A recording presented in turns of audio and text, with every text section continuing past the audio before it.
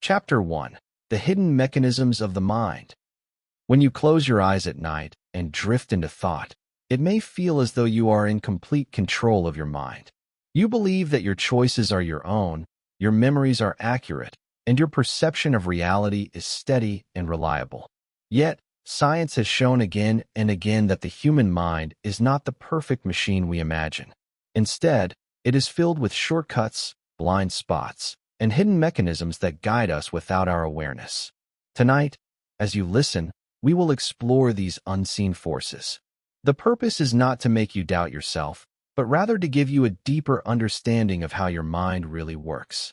With this knowledge, you may begin to recognize the quiet ways in which your thoughts, decisions, and even memories are shaped by forces beneath the surface. One of the most pervasive forces shaping our thoughts is the world of cognitive biases. These are mental shortcuts, automatic tendencies that once served an evolutionary purpose, helping us survive in environments where decisions needed to be made quickly, often with limited information. But while they were useful for our ancestors scanning for danger in the grasslands, they often lead us astray in modern life. Consider the simple act of forming an opinion. You might think you weigh evidence fairly, considering all sides before reaching a conclusion. Yet your mind is predisposed to a filter known as confirmation bias. This bias leads you to seek out, notice, and remember information that supports what you already believe, while quietly ignoring or dismissing evidence that challenges it. Imagine reading two news articles, one that agrees with your view and one that contradicts it. Which one do you finish?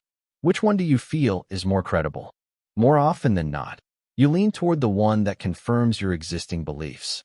This tendency is so strong that even when shown clear, factual corrections, people often double down on their original view.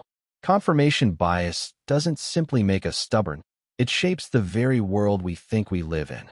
Another hidden mechanism is called the anchoring effect. When making decisions, people rely heavily on the first piece of information they encounter, even if it's arbitrary or irrelevant. Suppose you are negotiating the price of a car. The seller begins by suggesting a very high figure.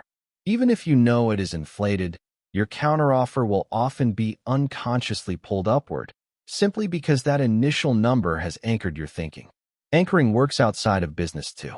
In studies, when people were asked if Gandhi died before or after the age of 120, they gave higher age estimates than those who were asked if he died before or after 40.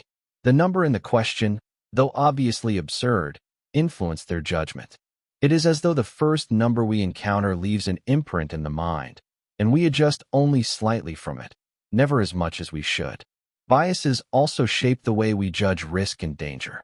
The availability heuristic is a prime example. This mental shortcut leads us to assess the likelihood of an event based on how easily we can recall examples of it. If a plane crash makes the news, for weeks afterward, many people will feel that flying is dangerous, even though statistically air travel remains far safer than driving. Because the crash is vivid in memory, it feels more probable than it really is. Similarly, people often overestimate the threat of shark attacks, terrorism, or rare diseases, while underestimating everyday dangers like heart disease or car accidents. What comes easily to mind feels common, regardless of the underlying numbers. These biases show us that our perception of the present can be distorted. But what about our memories of the past? We like to think of memory as a recording device, faithfully storing events and playing them back when needed. Yet memory is far more like a story we continually rewrite. Each time we recall an event, we reconstruct it, often inserting details that never happened or altering the tone of the memory based on our current emotions. Psychologists have demonstrated this through experiments on false memories. In one famous study, researchers convinced participants that they had once been lost in a shopping mall as children, a completely fabricated event. Over time, many participants not only believed the story but also described it with vivid sensory details, like the clothes they wore or the feeling of panic. None of it was real. The mind had taken suggestion and woven it into a believable personal history. Even when memories are based on real events, emotions can rewrite them. If you experienced an argument with a friend while feeling angry, you may later recall their words as harsher than they actually were. Conversely, nostalgia often softens difficult memories, painting them with warmth they did not possess at the time. This is why eyewitness testimony, despite its emotional weight in courtrooms, is notoriously unreliable.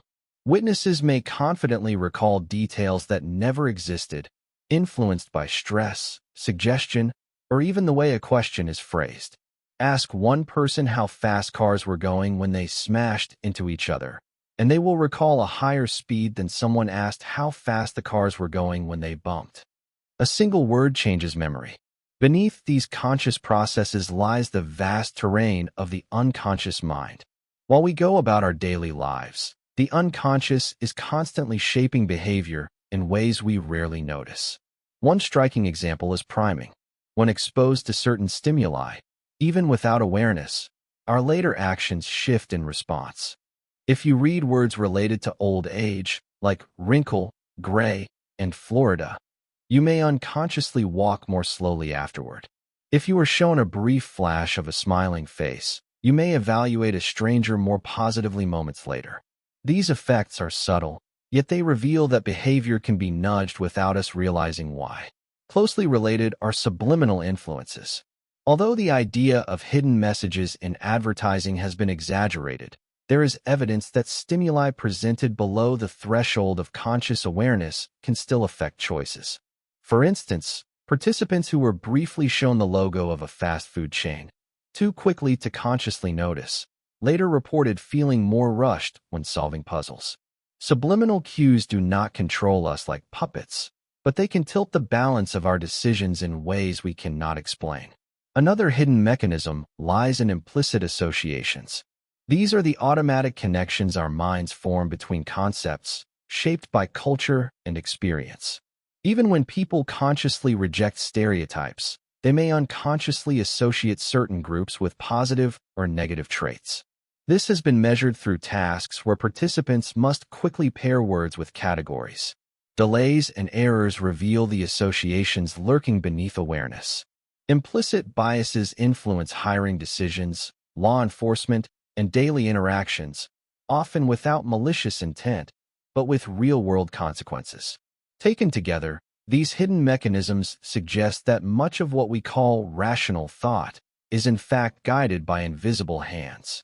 Confirmation bias narrows the evidence we consider. Anchoring pulls our judgments toward arbitrary numbers. The availability heuristic distorts our sense of risk. Memory, far from being reliable, is a living story shaped by emotion and suggestion. The unconscious primes us, nudges us, and links concepts before we even realize what is happening. And implicit associations weave themselves into our social behavior, often in ways that conflict with our conscious values. As you lie here, listening, it may feel unsettling to realize how much of your mind is not under conscious control. Yet there is another way to view it. These mechanisms are not flaws. They are adaptations, shaped by thousands of generations. They allowed our ancestors to make fast decisions in dangerous environments, to prioritize certain memories, and to function within groups. The trouble comes only when we mistake these shortcuts for perfect reasoning. By knowing about them, you can begin to notice when they appear in your own life. You may pause before accepting information that simply confirms what you already think. You may recognize when an initial number is anchoring your judgment. You may remind yourself that just because something is vivid in memory does not mean it is likely in reality. Awareness does not eliminate these mechanisms, but it gives you the power to adjust. Like learning the secret rules of a game, you begin to see the hidden forces at play. And as you notice them, you become less of a passive participant in your own thinking and more of an active guide. The mind may never be perfectly objective, but it can be trained to be more reflective, more cautious, and more compassionate toward itself and others. And so, as your breathing slows and the outside world quiets, let this knowledge settle gently into place. Your mind is a storyteller, a sculptor, and a navigator all at once. It is imperfect, yet astonishing, and in its hidden mechanisms lies not just the source of error, but also the very patterns that have allowed humanity to survive, to adapt, and to seek truth, even as that truth is always just beyond the reach of certainty. Chapter 2: Social Psychology Secrets. When we think about morality, it is comforting to imagine that good people always make good choices, and that terrible acts must be committed by people who are, at their core, terrible. But psychology has shown us something far more unsettling. Under the right conditions, ordinary people, your neighbors, your colleagues, even yourself, can be led to commit actions you might once have thought unthinkable. This is not because people are secretly cruel, but because human behavior is powerfully shaped by context, authority, and the invisible pull of groups. One of the most famous illustrations of this truth came from the Stanford Prison Experiment in 1971. A group of young men, carefully screened to ensure they were psychologically stable and healthy, volunteered to participate in a mock prison study. Half were assigned the role of guards, and half the role of prisoners. Within days, the guards began to show cruelty, insulting, humiliating, and even physically mistreating the prisoners. The prisoners, in turn, became submissive, anxious, and depressed. What was shocking was not that a few people acted badly, but how quickly the entire group slid into destructive roles. Though the study was cut short, it revealed how powerful social situations are in shaping behavior. Even well-meaning individuals, when placed in a system that rewards dominance and submission, can become complicit in cruelty. Closely related to this is the question of authority and obedience. In another famous series of studies by Stanley Milgram, participants were instructed by an authority figure to administer what they believed were painful electric shocks to another person.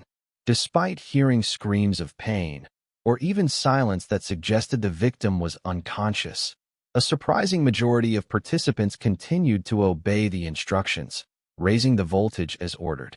These participants were not sadists. They were ordinary men and women, simply responding to the pressure of an authority figure telling them, "You must continue." The lesson was chilling. When authority demands obedience, many people will comply, even against their own conscience. This tendency helps explain tragedies throughout history, where atrocities were carried out not by monsters, but by ordinary citizens who believed they were simply following orders. It does not excuse the behavior, but it helps us see how fragile the line between good and evil can be. Yet authority is only one factor. Another powerful influence comes from the presence or absence of others. This is seen in what psychologists call the bystander effect. When people witness someone in need, they are far less likely to help if others are also present.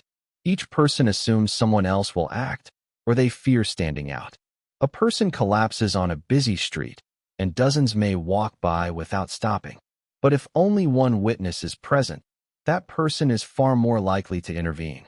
The irony is that in crowds, where help is most available, people often feel the least responsibility. These examples may seem discouraging, but they also reveal how deeply social we are as a species. Much of our behavior is shaped by subtle principles of influence, principles that can be used for harm or for good. One of these is the principle of reciprocity. From childhood, we are taught to return favors. If someone does something for you, you feel an obligation to give something back. This is a foundation of cooperation, but it is also exploited in everyday life. A salesperson might offer a small free gift, knowing you will feel pressure to purchase. A colleague who does you a minor favor may later ask for a larger one, counting on your reluctance to refuse. Reciprocity ties us together, but it also makes us vulnerable to manipulation. Closely related is social proof. When uncertain, we look to others to decide how to act. If you see a group of people staring up at the sky, you will almost certainly glance upward too, even without knowing why. In restaurants, most popular items sell more simply because they are labeled that way. Online, likes and shares act as powerful signals, guiding what we believe is valuable or true. Social proof is efficient. It saves us the effort of evaluating everything ourselves, but it also explains why crowds can rush in dangerous directions. Another lever of influence is scarcity. When something feels limited, it becomes more desirable. This is why online shops tell you that only 2 items remain, or why limited time offers make us buy things we do not need. Scarcity triggers a survival instinct. If it is rare, it must be valuable. In reality, the urgency is often artificial, carefully designed to push decisions before reflection. But the most profound influences come not from single tricks, but from the way humans form groups. From early history, survival depended on belonging to a tribe. This instinct still shapes us today. We create identities around nationality, religion, politics, sports, even hobbies. With identity comes in-group bias. We favor those who are like us, giving them more trust, more opportunities, more kindness. At the same time, we often view outsiders with suspicion, even hostility. This division between us and them can arise in something as trivial as cheering for a sports team or as dangerous as justifying violence against other communities. Once a group forms, it strengthens itself through rituals, shared language, and symbols. These create a sense of belonging, but also make it harder to question the group's direction. When everyone around you believes something, it feels risky to doubt it. This is why echo chambers form, especially online. Social media allows us to surround ourselves with voices that agree with us, reinforcing our beliefs and amplifying our emotions. Over time, these echo chambers push groups to become more extreme. What begins as a mild opinion can harden into certainty, while opposing views feel not just wrong, but threatening. This polarization divides societies into competing camps, each convinced of its own righteousness, each viewing the other not as neighbors, but as enemies. The consequences are felt in politics, in communities, even within families. The underlying psychology, however, is ancient. Our minds evolved for small tribes, where loyalty to the group meant survival.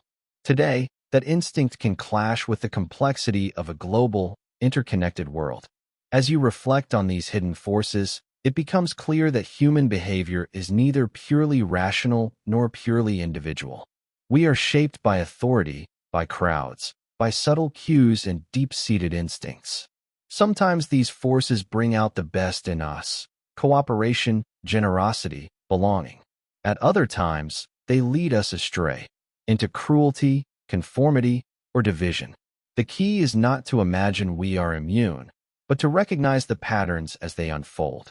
Awareness itself is a form of freedom, and in that quiet recognition, as you breathe steadily and let your thoughts drift, there is comfort. For even in seeing how easily humans are swayed, you are reminded that we are all in this together, fragile, fallible, but capable of growth. The secrets of social psychology do not condemn us. They illuminate the path toward understanding, compassion, and, perhaps, wiser choices tomorrow. Chapter 3: The Paradoxes of Happiness. If you pause and ask yourself what you truly want in life, the answer often comes back in simple terms: to be happy. Yet, strangely, the harder we chase happiness, the further it seems to slip away. This paradox has puzzled philosophers for centuries and has been carefully examined by psychologists in modern times. Happiness, it turns out, is not something you can hold on to by force.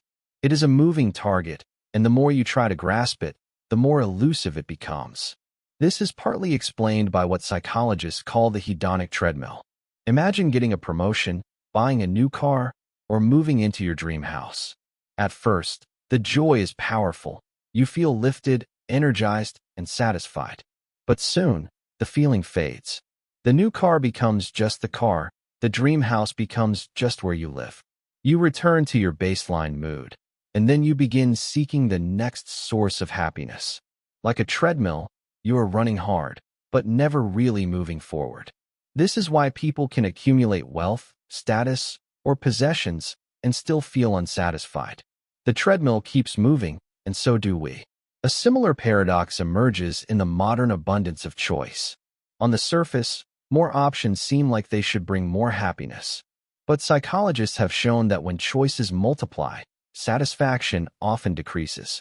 Faced with too many possibilities, whether in careers, relationships, or even something as small as buying a shirt, people become paralyzed by indecision. Even after choosing, they second-guess themselves, haunted by the idea that another option might have been better. This is known as the paradox of choice. Our ancestors might have chosen between a few types of food or shelter. Today, confronted with endless possibilities, the weight of decision can feel crushing, leaving us less content, not more. Adding to this is the destructive habit of comparison.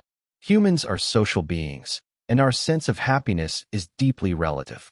You might feel content with your life until you see someone who seems to have more. Social media amplifies this effect, presenting carefully curated glimpses of other people's successes. The result is constant comparison, which erodes contentment. A comfortable home may suddenly feel inadequate next to a friend's larger one. An ordinary vacation may feel dull after scrolling through pictures of someone else's exotic travels. Comparison narrows our focus on what we lack, rather than what we have, and in doing so, it drains the joy from everyday life. To understand why happiness feels so slippery, it helps to look at the brain.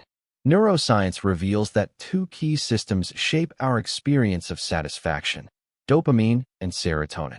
Dopamine drives motivation and anticipation. It is the chemical behind the thrill of possibility, the excitement of what might come next. Serotonin, by contrast, is linked to contentment, stability, and peace. The problem arises when we lean too heavily on dopamine-driven pursuits, chasing rewards, new experiences, or accomplishments, while neglecting the quieter, steadier satisfaction that serotonin provides. This is why anticipation often feels sweeter than the event itself. Planning a holiday, imagining the meals, the sights, the relaxation, it can bring more pleasure than the holiday itself, which may be filled with unexpected inconveniences or disappointments. The mind thrives on what is coming, not always on what is here. This ties into what psychologists call the adaptation principle. No matter what happens, whether it is a great fortune or a deep misfortune, people tend to return to their baseline level of happiness over time. Winning the lottery may create a surge of joy, but after months or years, lottery winners are often no happier than before. Similarly, those who suffer accidents and lose mobility may experience despair at first, but many eventually return to their previous levels of life satisfaction. The mind adapts, for better or worse. This ability to adjust helps us survive hardship, but it also means that no external event can guarantee lasting happiness. Faced with this, we might turn to the wisdom of the past. Long before psychology, ancient philosophers reflected on these paradoxes. The Stoics of ancient Greece and Rome taught that peace comes not from chasing pleasure, but from managing our response to what life brings. They practiced the dichotomy of control, accepting what they could not change and focusing their energy only on what lay within their power. When disappointment or stress arises, this perspective reduces suffering, because much of our pain comes not from events themselves, but from our resistance to them. Buddhist teachings, too, highlight the role of attachment in suffering. According to the Buddha, clinging to desires, whether for possessions, status, or even certain emotions, leads inevitably to dissatisfaction because all things are impermanent. The moment you grasp tightly, change ensures you will lose what you hold. The path to peace lies not in eliminating desire entirely, but in loosening your attachment, recognizing that joy flows more freely when you stop trying to trap it. Modern psychology has found similar insights in practices like gratitude. When people regularly reflect on what they already have, writing down a few things they are thankful for each day, their overall mood improves. Gratitude shifts focus away from comparison and scarcity and toward sufficiency. It reminds us that happiness is not only found in grand achievements, but also in the small, ordinary moments. The warmth of tea, the sound of rain, the comfort of a kind word. So perhaps the paradox of happiness is not a trap, but an invitation. It reminds us that joy does not lie in endless striving, in more choices, in constant comparison, or in chasing fleeting highs. Rather, it is found in balance, between dopamine and serotonin, between desire and acceptance, between future anticipation and present contentment. As you listen now, breathing gently, you might notice the quiet truth behind these insights. The pursuit of happiness often backfires because happiness is not something to be chased. It is something to be noticed here and now. The treadmill slows when you step off it. The burden of choice lightens when you recognize that no option can deliver perfect fulfillment. Comparison fades when you look inward rather than outward. And gratitude grounds you in the richness of what already surrounds you. Happiness may be paradoxical, but it is not unreachable. It reveals itself not in the desperate grasping of the hand, but in the gentle opening of the heart. Chapter 4. The Hidden Economics of Daily Life. When we think of economics, our minds often go to complex charts, financial markets, or long speeches by experts on television. But the truth is, economics is not just about governments and banks. It is woven into the fabric of daily life, guiding the way you spend, save, and even think about value. Many of these processes operate quietly, below the surface of awareness, shaping choices that feel personal but are actually influenced by larger systems. Tonight, let us take a gentle journey into these hidden economics, exploring how money really works and how subtle psychological patterns steer us every day.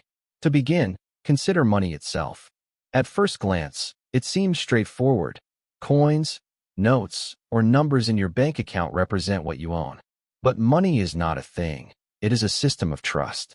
A piece of paper with numbers printed on it has no value on its own.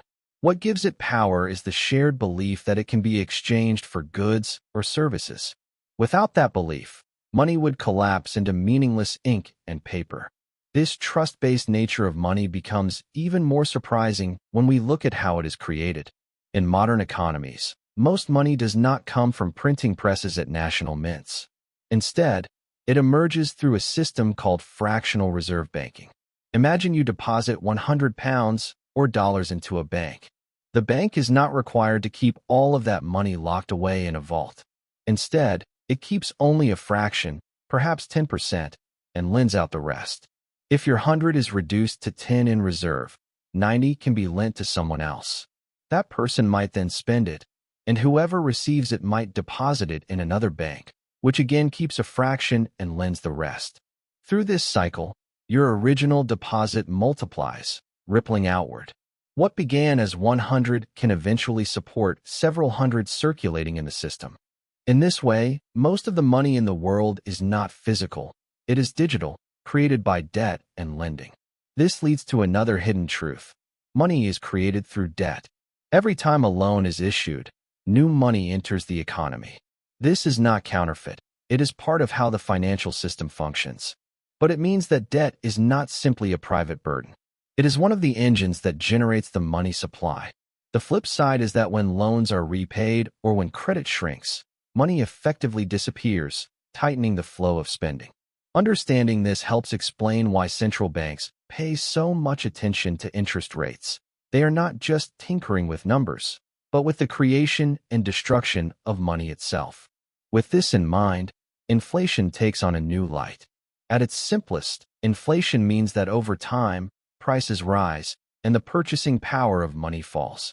A loaf of bread that once cost £1 may now cost 2. What is less obvious is that inflation acts as a hidden tax.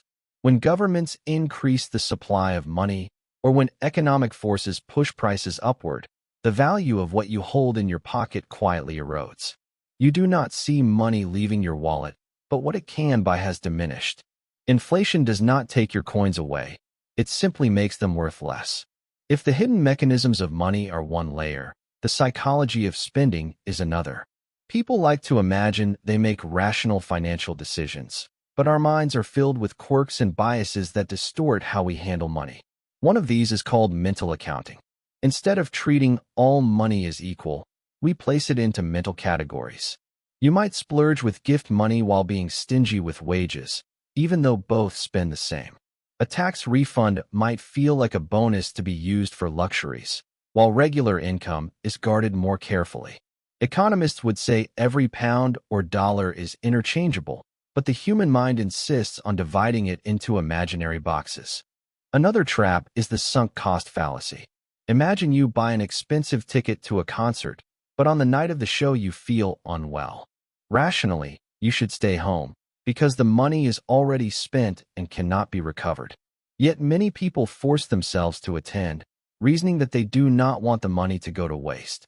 In truth, the cost is gone regardless of the choice.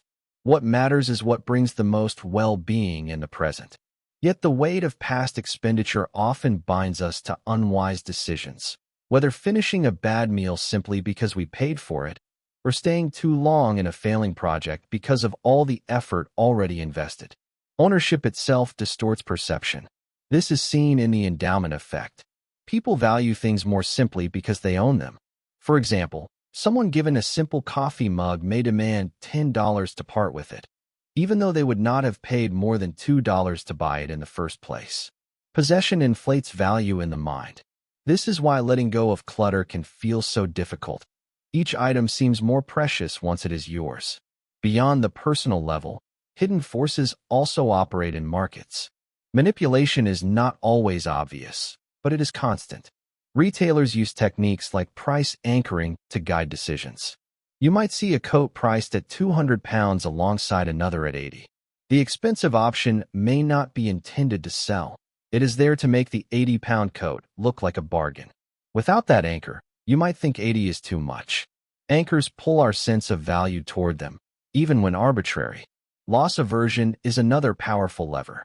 People fear losses more intensely than they value equivalent gains. The pain of losing £50 feels stronger than the joy of gaining 50. Marketers exploit this by framing offers in terms of what you might lose if you do not act, rather than what you might gain if you do. A free trial tells you not what you could get, but what access you will lose if you cancel. Insurance companies highlight risks you might face without coverage, knowing the fear of loss outweighs the comfort of security. Perhaps the most irresistible lever of all is the word free. The psychology of free bends logic. If a chocolate bar costs £1 and another is free with purchase, we may buy even when we did not intend to. Experiments show that people will choose a free, low-quality item over a better one at a small cost. Free removes the pain of paying, creating a rush of satisfaction that overrides rational weighing of value. In truth, nothing is ever free. Someone always bears the cost. But the lure of zero is powerful, tapping into instincts older than money itself. As you reflect on these hidden economics, you may begin to see your daily life differently. Every choice at the shop, every bank deposit, every moment of hesitation over a purchase is part of a vast, interconnected system shaped by trust, psychology, and subtle influence. None of this is meant to cause distrust or anxiety. Rather, it is to invite awareness. By seeing the hidden patterns, you loosen their grip. You recognize when you are running on the treadmill of debt and desire, when you are caught in the traps of bias, or when the word free is leading you astray. Economics is not only about governments and markets. It is about how you and everyone around you move through the world of value. And as with the hidden workings of the mind, awareness brings freedom, the quiet freedom of knowing the rules of the game, even as you play it. Chapter 5. The Wealth Gap Truth. We often hear that the world is divided between the wealthy and those who struggle, but rarely do we pause to ask why the gap persists and what forces lie beneath it. Tonight, let us drift into this hidden story, the mathematics, psychology, and structures that quietly shape who accumulates wealth and who remains trapped outside of it. One of the most important principles in this story is compound interest. Albert Einstein is often credited with calling it the eighth wonder of the world. Whether or not he truly said that, the sentiment is revealing. Compound interest is the process by which money grows not only on the original amount, but also on the growth itself. Imagine saving $100 and earning 10% interest. After 1 year, you have 110. In the second year, interest is earned not just on the original 100, but also on the 10 gained earlier. Slowly, the snowball builds, and what begins as a trickle becomes an avalanche over decades. Compounding is not merely arithmetic. It is exponential, which means time is its greatest ally. This leads us naturally into the time value of money. A dollar today is not the same as a dollar tomorrow. The dollar in your hand can be invested, can earn interest, can be put to work immediately. Money delayed loses the chance to grow. This is why starting early is so critical. Someone who invests modestly in their 20s and then stops may still retire wealthier than someone who invests more aggressively but starts much later. The mathematics of compounding rewards patience, but it punishes hesitation. Wealth, in this sense, is less about dramatic windfalls and more about steady accumulation. A single oak tree does not grow overnight. It grows because each year builds upon the last. Yet in modern life, we often underestimate this slow power. The mathematics of wealth building seems unremarkable day by day, but its effects over decades are staggering. The person who saves and invests consistently, even in small amounts, may find themselves secure, while the one who spends freely, believing they will make up for it later, discovers how mercilessly time enforces its rules. But if money builds with time, why do so many people fall behind? This brings us to the systemic side of the story. Wealth is not only about individual decisions, it is also shaped by the structures we live within. Tax systems, for instance, often favor asset owners over wage earners. Someone who works for a paycheck may pay a higher effective tax rate than someone who derives income from investments, dividends, or capital gains. Assets, stocks, property, businesses are taxed differently from labor. Over time, this tilt widens the gap between those who own and those who earn. For those without assets, life becomes even more expensive. Economists call this the hidden cost of being poor. If you cannot afford to buy in bulk, you pay more per unit. If your credit is weak, you borrow at higher interest rates. If you cannot pay upfront, you rent or lease, paying a premium over ownership. Even daily essentials, transportation, housing, groceries, can cost more when you live paycheck to paycheck. Poverty is not simply a lack of money. It is a trap where each step forward is taxed by circumstance. Education plays a role as well. Schools often prepare students to function in society, but not to understand the mechanics of wealth. Few curricula teach how to budget, how interest works, or how investments grow. Financial literacy is left to chance, often learned too late or not at all. This absence perpetuates inequality. A person may master literature or history, but stumble into adulthood without knowing how to avoid credit card debt or how to build long-term security. Knowledge, in this case, is itself a form of capital, and its uneven distribution reinforces the wealth divide. Even when people try to bridge the gap, they face confusion about returns. There is a difference between nominal and real returns. A savings account might advertise a 5% return, but if inflation is running at 3%, the real return is only 2%. Without this understanding, people overestimate how fast their wealth is growing, unaware that silent erosion is at work.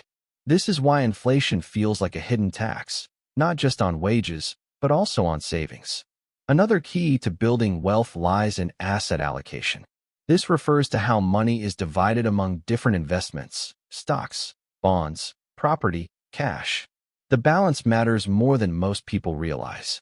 Concentrating everything in one place is risky, while spreading it intelligently provides resilience. Diversification does not promise dazzling gains, but it cushions against loss, allowing wealth to endure through cycles of boom and bust. In this sense, risk management is not about eliminating uncertainty, but about shaping it, ensuring that no single misfortune can wipe out decades of effort. And here we return to the central paradox. The wealthy are not always the smartest, nor the hardest working. Often, they are those who understood, or inherited, the principles of compounding, time, and allocation. They play a different game, one where money works for them, instead of the other way around. Meanwhile, those without this knowledge, or without the privilege of early access to assets, find themselves running harder just to stay in place. This is the truth of the wealth gap. It is not only about income differences. It is about the mathematics of time, the structure of taxes, the psychology of spending, and the silent penalties of poverty. It is about systems that reward ownership, and about education that too often withholds the keys. Yet within this truth lies empowerment. Awareness opens doors. To understand compounding is to glimpse the future it can build.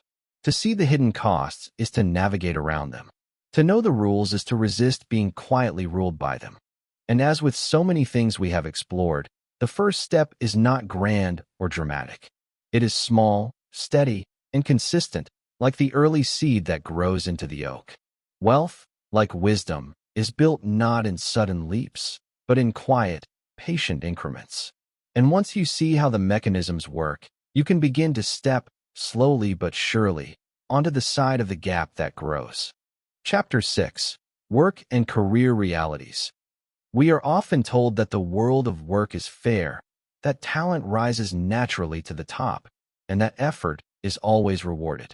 But when we pause to look closely, we find a more complicated story, one filled with hidden forces, structural patterns, and psychological traps that shape our careers in ways schools rarely explained. The first myth to address is the idea of meritocracy.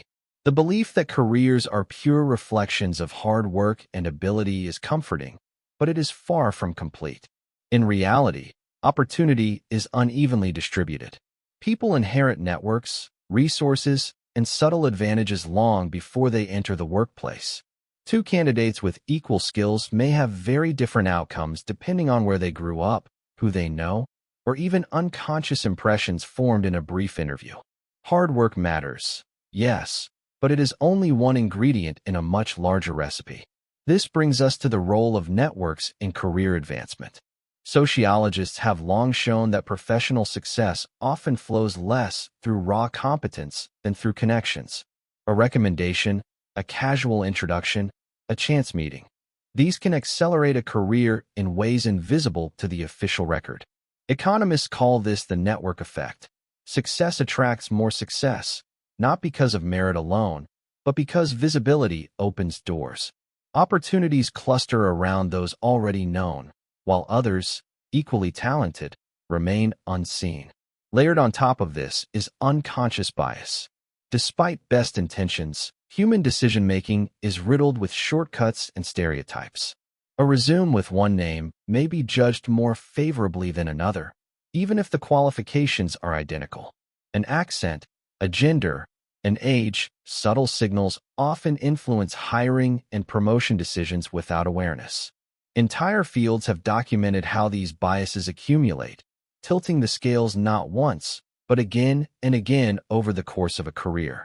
What looks like meritocracy from the outside is often a landscape shaped by invisible preferences. The Matthew effect captures this compounding dynamic. Named after a biblical phrase, it describes how the rich get richer. In careers, those who gain an early advantage, perhaps a prestigious internship or a mentor's attention, often build momentum that snowballs over time. Each success leads to more recognition, more opportunities, more resources.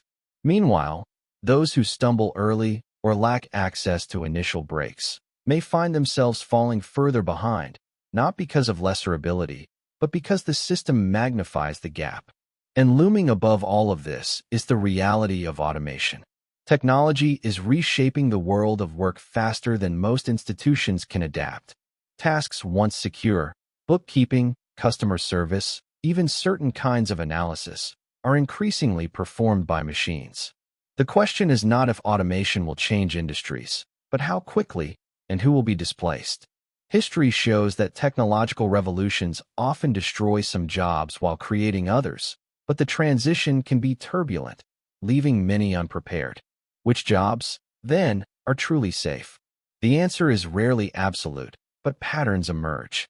Roles requiring creativity, deep empathy, complex problem-solving, or physical dexterity in unpredictable environments tend to resist automation. A machine can calculate, but it struggles to console a grieving patient, to mediate a conflict, or to imagine a story that resonates with human emotion. Work that requires uniquely human judgment, social nuance, or ethical discernment is more resilient. Yet, even these roles may be transformed as technology becomes less of a replacement and more of a collaborator. This is why the most vital skill may not be any single technical ability, but adaptability itself. Preparing for economic disruption means cultivating a mindset of continuous learning. Just as investors diversify their portfolios, individuals must diversify their skills, updating them as industries evolve. Careers are no longer linear journeys from entry to retirement. They are shifting landscapes requiring agility. Those who thrive are often those who remain curious, flexible, and willing to reinvent themselves. But work is not only about tasks, it is also about cultures. Within organizations, the psychology of corporate life has its own hidden rules. Companies develop unwritten norms. What behaviors are rewarded, what risks are punished, what ambitions are whispered but never stated aloud.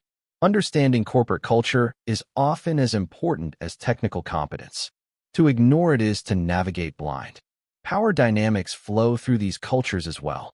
Hierarchies may be formal, with titles and ranks, but informal power, alliances, charisma, expertise, can matter just as much. Some people hold authority without position, while others hold position without true influence. Learning to read these dynamics is essential for survival. In every office, decisions are shaped not just by reason, but by status, politics, and perception. And then there is groupthink, the silent killer of innovation. When people fear dissent, they conform. When organizations prize harmony over truth, they drift into collective blind spots. History is filled with disasters, political, corporate, even scientific, that could have been avoided if someone had spoken up. Yet the social cost of standing apart often silences voices that might have changed the course. The psychology of groupthink shows how easily rational individuals can make irrational collective choices simply by aligning with the majority. This leads us to the final paradox of careers, the cost of conformity versus innovation. Playing it safe, agreeing, complying, blending in, may protect a person in the short term, but over time, it limits growth and creativity. On the other hand, innovation requires risk, the risk of failure, the risk of rejection, the risk of standing alone. The careers that shape industries, that leave legacies, are often forged by those willing to defy convention. Yet those who step too far outside may be punished rather than rewarded. Navigating this tension between fitting in and standing out is one of the deepest challenges of professional life. And so, when we strip away the comforting myths, we find that careers are not simply ladders of merit, but webs of networks, biases, systems, and choices. Success is shaped by early breaks, by unseen prejudices, by the shifting tide of technology, and by the invisible currents of culture and power. It is a landscape where fairness is uneven, but where awareness provides an edge. Chapter 7. Your Body's Hidden Wisdom. Inside you, hidden from daily awareness, lives a world as vast and intricate as any ecosystem on Earth. Your body carries not just cells of its own, but trillions of microorganisms, bacteria, viruses, fungi, forming what scientists call the microbiome. Far from being passive passengers, these tiny organisms influence digestion, immunity, and even behavior. In recent decades, research has uncovered that your gut, often dismissed as just a place where food is broken down, is deeply intertwined with your mind. Gut bacteria, for instance, produce neurotransmitters like serotonin and dopamine, the very chemicals that regulate mood and motivation. Nearly 90% of the body's serotonin is made in the digestive tract, not the brain. When this microbial community is diverse and balanced, people often report steadier moods and clearer thinking. When it is disrupted, through poor diet, antibiotics, or stress, the imbalance can contribute to anxiety, depression, and foggy concentration. This is why some researchers describe the gut as a second brain. Diet, then, is not just about calories or weight. It directly affects mental clarity. Highly processed foods can inflame the gut lining, weakening the communication between microbiome and brain. Diets rich in fiber, fermented foods, and a variety of plant-based nutrients, on the other hand, support microbial diversity and stabilize mood. Many cultures long before modern science understood this connection intuitively, linking food not only to strength, but also to spirit. Only now are we beginning to confirm just how literal those connections are. The phrase second brain is more than a metaphor. Within the intestines lies a vast network of neurons, over 100 million nerve cells, known as the enteric nervous system. This network can operate independently of the brain, regulating digestion, sensation, and reflexes. It sends constant signals to the brain through the vagus nerve, shaping how you feel, often beneath awareness. When you experience a gut feeling, it may not be poetic language at all, but the literal voice of this hidden nervous system speaking. Just as the gut influences mood, sleep governs the brain's ability to function. Sleep is not a luxury, though many treat it as one. It is a critical biological process, essential for memory, decision-making, and emotional balance. During the night, especially in REM sleep, your brain consolidates experiences, strengthening connections between neurons, pruning away irrelevant information, and integrating new learning into long-term memory. To deprive yourself of sleep is to quietly rob yourself of knowledge, creativity, and resilience. But sleep does more than preserve memory. Within its deeper cycles, the brain engages in a kind of housekeeping. A system known as the glymphatic system activates during sleep, flushing out toxins and metabolic waste that accumulate during waking hours. One of the proteins cleared in this process is beta amyloid, the buildup of which is linked to Alzheimer's disease. Without sufficient sleep, this nightly cleaning is cut short, leaving the brain vulnerable over years and decades. Sleep debt, like financial debt, compounds. Missing one night cannot be repaid by sleeping longer once. The deficit builds silently, impairing focus, slowing reaction times, and weakening immunity. Chronic sleep deprivation mimics aging, accelerating decline in both body and mind. In a society that prizes productivity, many trade sleep for more waking hours, but the exchange is costly. The body collects its payment, often in ways we only notice too late. Stress threads through this story as well, weaving itself into every system of the body. When you encounter stress, cortisol floods your bloodstream, priming you for action. In short bursts, this response is protective, but when it becomes chronic, cortisol erodes health.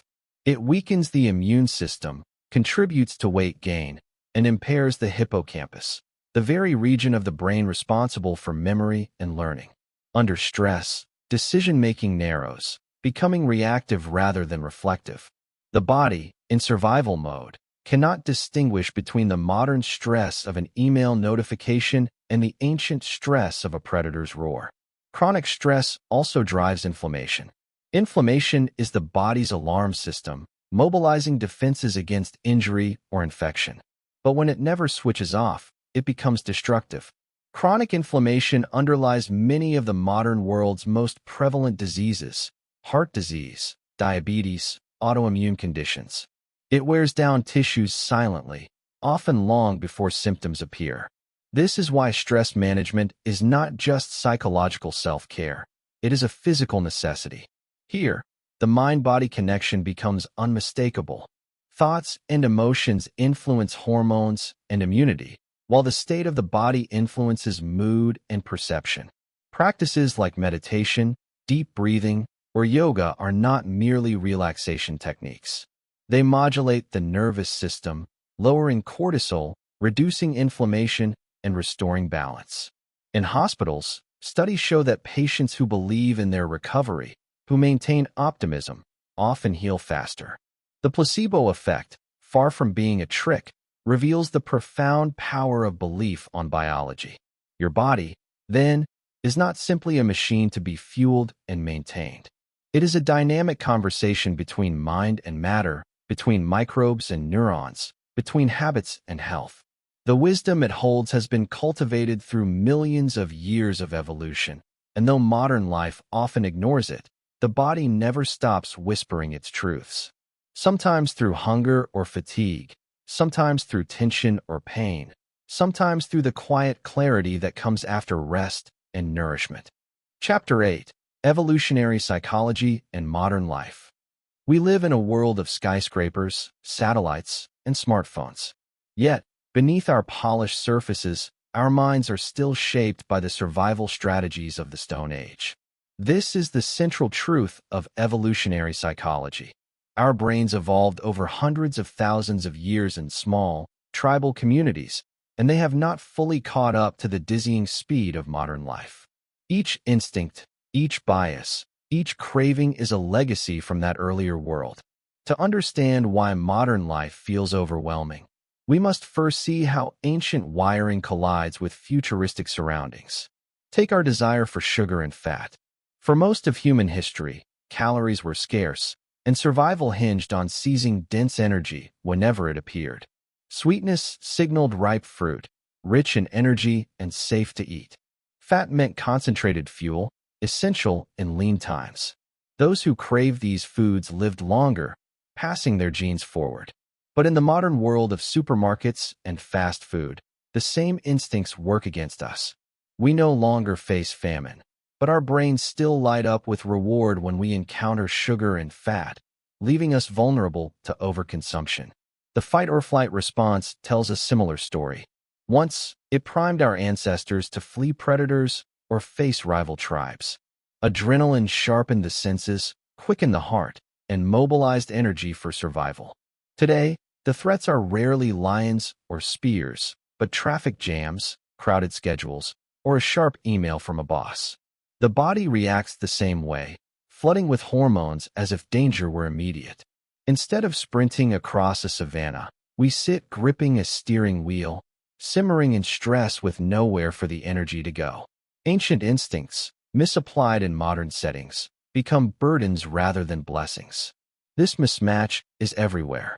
Tribal thinking, for example, was once essential. To belong to a group meant protection. To be cast out meant near certain death. Loyalty to one's tribe and suspicion of outsiders increased survival.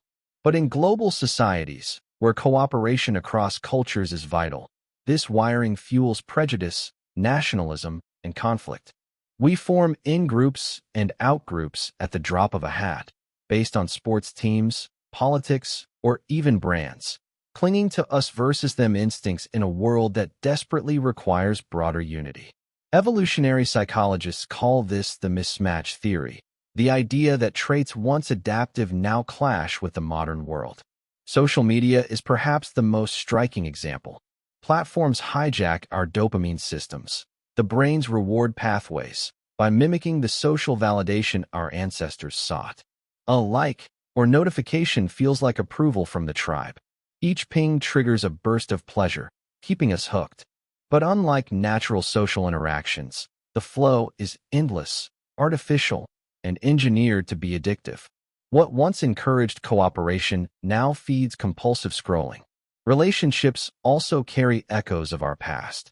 In ancestral environments, mate selection was guided by cues linked to survival and reproduction, health, fertility, strength, and resourcefulness.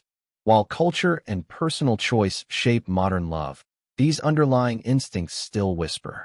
Attraction often follows patterns we cannot rationally explain, rooted in signals our ancestors evolved to notice.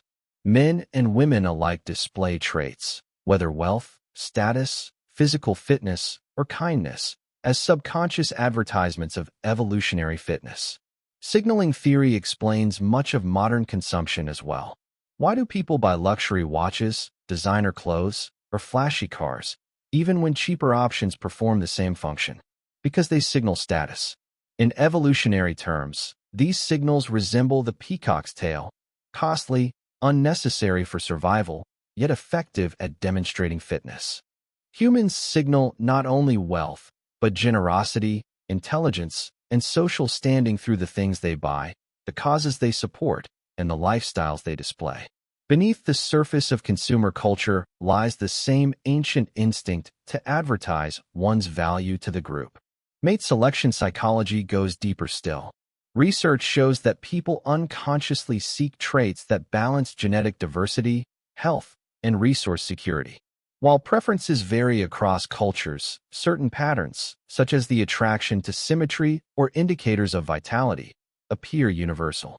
Even in modern dating apps, swiping left and right, The process is guided by instincts honed long before electricity existed. Yet humans are not only competitive, we are also cooperative. Our species thrived because we combined rivalry with collaboration. In small groups, cooperation allowed hunting, child-rearing, and defense. Competition spurred innovation and strength. Modern life still balances these forces. At work, colleagues may collaborate to complete a project while competing for promotion. Nations trade goods while vying for influence. This delicate interplay reflects the dual nature of our evolutionary heritage. Too much competition breeds conflict. Too much cooperation risks stagnation.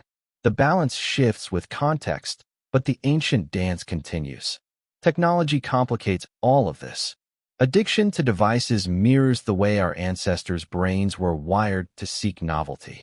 A new sound, a new sight, once meant potential danger or opportunity, something crucial for survival.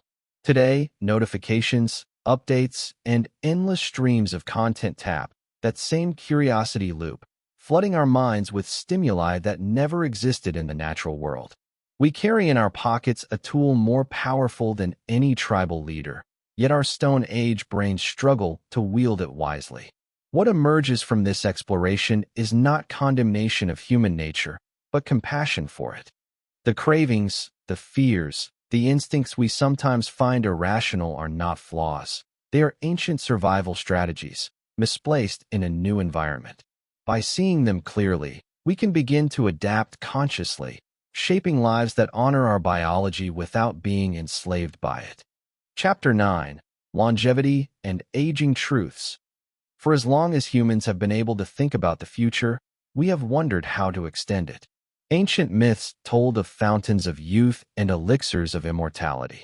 Modern science doesn't promise eternal life, but it has uncovered truths about how we might stretch our years, not just in quantity, but in quality.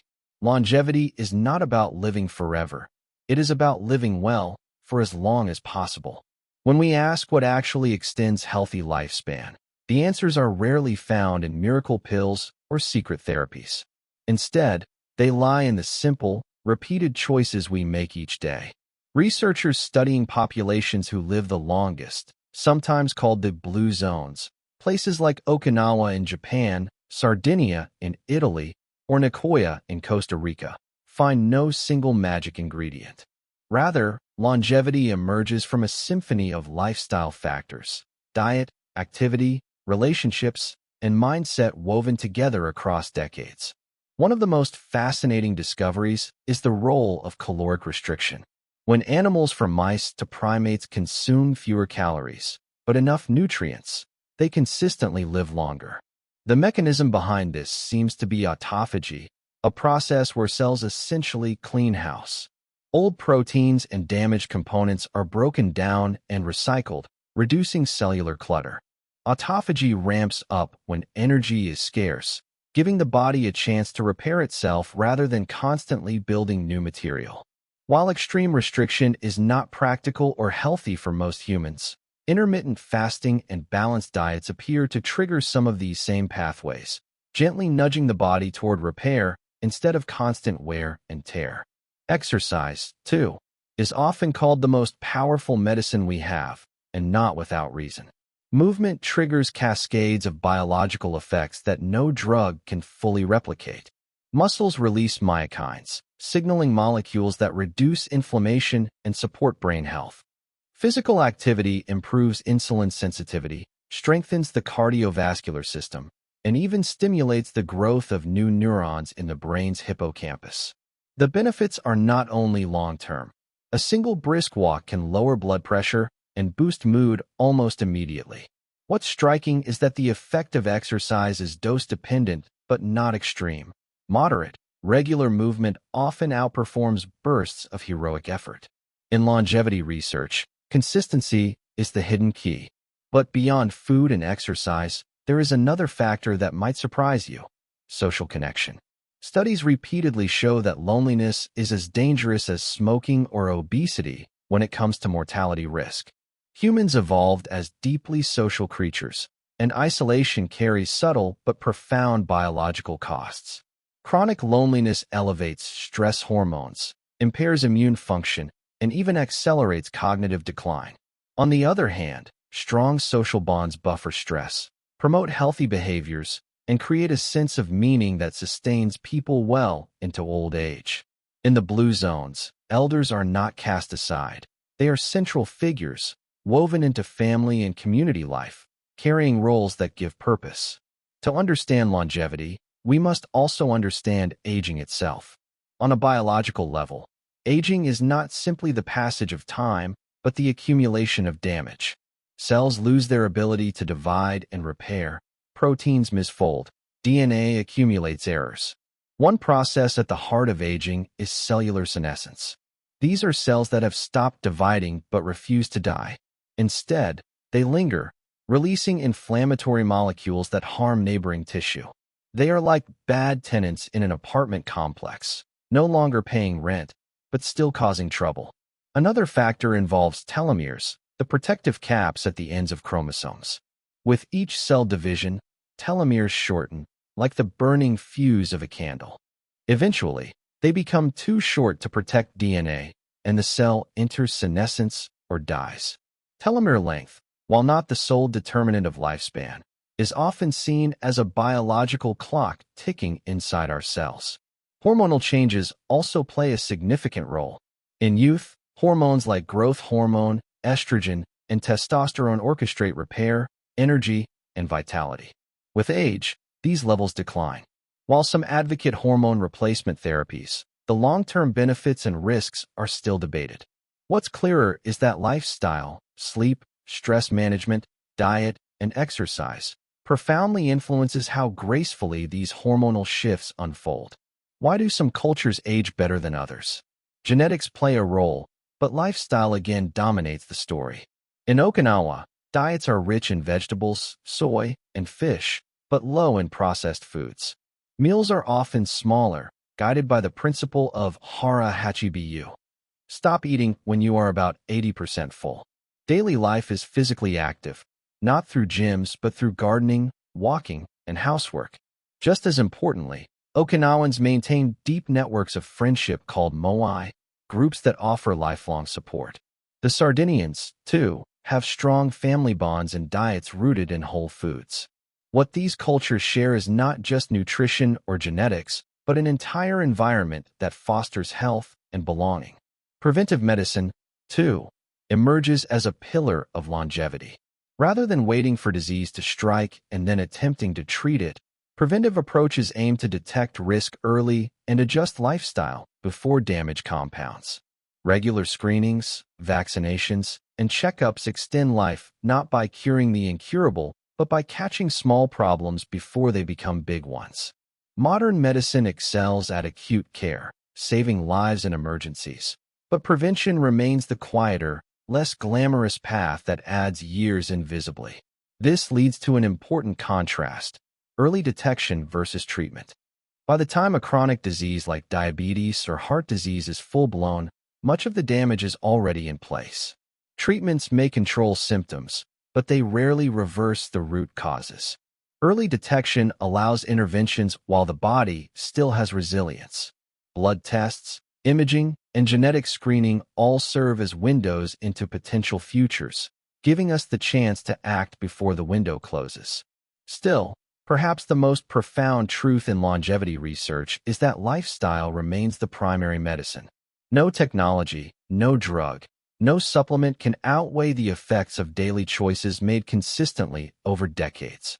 Simple acts: choosing vegetables over processed snacks, walking instead of sitting, reaching out to a friend instead of scrolling alone, build a foundation of resilience. These choices may not make headlines, but their cumulative impact is greater than any miracle cure promised by the marketplace. And then, there is the mind itself. One of the most intriguing findings in medicine is the real power of the placebo effect. When people believe they are receiving treatment, even if it is inert, their bodies often respond with measurable improvements. Pain diminishes, symptoms ease, sometimes even healing accelerates. This is not all in the head. Belief triggers brain chemistry, endorphins, dopamine, stress reduction. that cascades into physical changes. While the placebo effect cannot cure everything, it reveals a hidden truth. The mind and body are not separate, but deeply intertwined. Harnessing expectation, hope, and belief is not a trick, but a genuine tool of healing. So, the story of longevity is not about secret elixirs or magical cures. It is about understanding the interplay of biology, lifestyle, and belief. It is about working with the body's natural rhythms rather than against them. And it is about remembering that aging is not a disease to be eradicated, but a process to be understood, respected, and navigated with wisdom. In the end, the goal is not simply to add years to life, but life to years. Chapter 10: Power Structures and Control. Power is rarely naked. Throughout history, those who hold it have learned that the most effective form of control is not through constant force, but through shaping belief, making people think they have freely chosen the very system that governs them. The mechanisms are subtle, the structures often invisible, yet they influence how we vote, how we consume, how we argue, and even how we imagine the boundaries of what is possible. Consider first how consent is manufactured. The phrase comes from political thinkers who noticed that in mass democracies, where citizens cannot be ruled solely by coercion, public opinion must be guided. Through repetition, selective framing, and emotional appeals, people are persuaded to accept decisions they might otherwise resist. Advertising works the same way. A product becomes desirable not because of its intrinsic qualities, but because the narrative around it has been carefully shaped. In politics, this shaping occurs through speeches, symbols, and especially through media. Media ownership plays a decisive role here.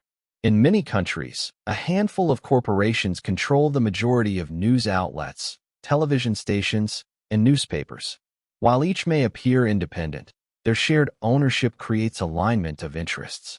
This concentration means that the range of perspectives the public encounters is narrower than it seems. Critical voices exist, but they often struggle for reach. A democracy might have hundreds of news channels, yet if most are owned by a small circle of elites, the diversity is more illusion than reality. Agenda-setting theory explains the next layer. Media does not tell people what to think, but it does tell them what to think about. By choosing which issues receive constant coverage and which are ignored, media outlets shape the public's sense of urgency and priority. A scandal may dominate headlines for weeks, while structural problems, such as inequality or climate change, fade into the background. The issues at the top of the agenda become the issues voters demand action on, even if other challenges are objectively more pressing. Connected to this is the concept of the Overton window. This is the spectrum of ideas considered acceptable in public discourse at any given time. Ideas outside the window are dismissed as unthinkable or radical. Ideas inside the window are seen as legitimate policy options. Over time, the window shifts. For example, universal health care was once dismissed in many countries as impossible, but decades of debate have shifted the window toward broader acceptance. Political actors, media, and cultural influencers constantly push at the edges of this window, expanding or contracting what the public perceives as normal. Control, then, is not just about choosing policies. It is about defining the boundaries of imaginable policies. Political psychology provides further insight into how individuals relate to power. System justification theory suggests that people often defend and rationalize the very systems that disadvantage them. Believing the system is fair provides psychological comfort, even when evidence suggests otherwise. To admit that the system is rigged can provoke feelings of helplessness, so people cling to the idea of meritocracy, that hard work alone determines success. This belief stabilizes societies but also preserves inequality. Moral foundations theory adds another dimension. People's political leanings are not purely rational calculations. They are guided by moral intuitions that differ across groups. Some emphasize care and fairness, others loyalty, authority, or sanctity. These foundations shape how citizens respond to political messaging. A policy framed as protecting the vulnerable may resonate with some, while the same policy framed as upholding tradition appeals to others. Politicians who understand these foundations can craft narratives that align with their base's deepest values, regardless of the policy's technical details. When voting, people often experience cognitive dissonance, the discomfort of holding contradictory beliefs. A voter might dislike a candidate's behavior but still support them because of party loyalty or a single policy issue.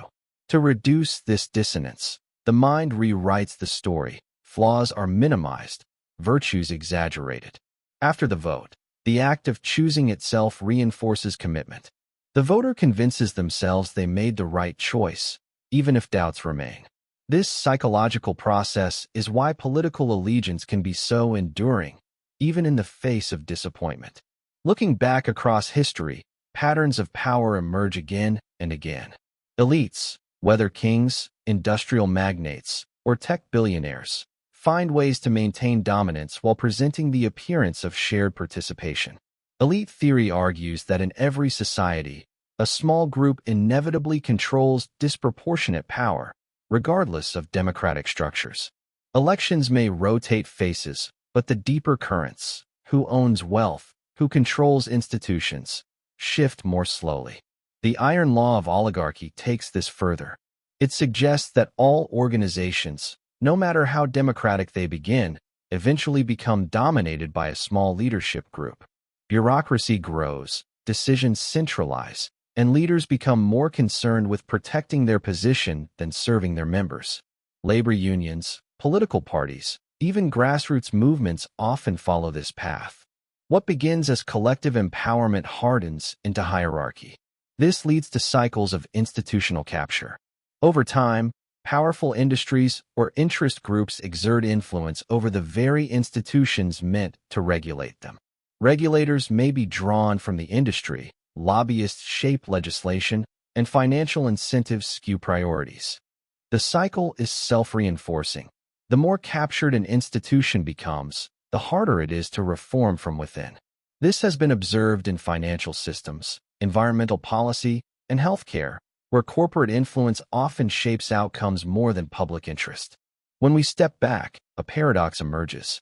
Power in modern societies is diffuse enough to appear democratic, yet concentrated enough to maintain elite stability. Consent is manufactured not by brute force but through narratives, media framing, and psychological comfort. The range of debate feels open, but the window of possibility is carefully managed. Voters feel empowered, yet often defend the very systems that limit them. Institutions promise accountability, but over time, drift towards self-preservation and capture.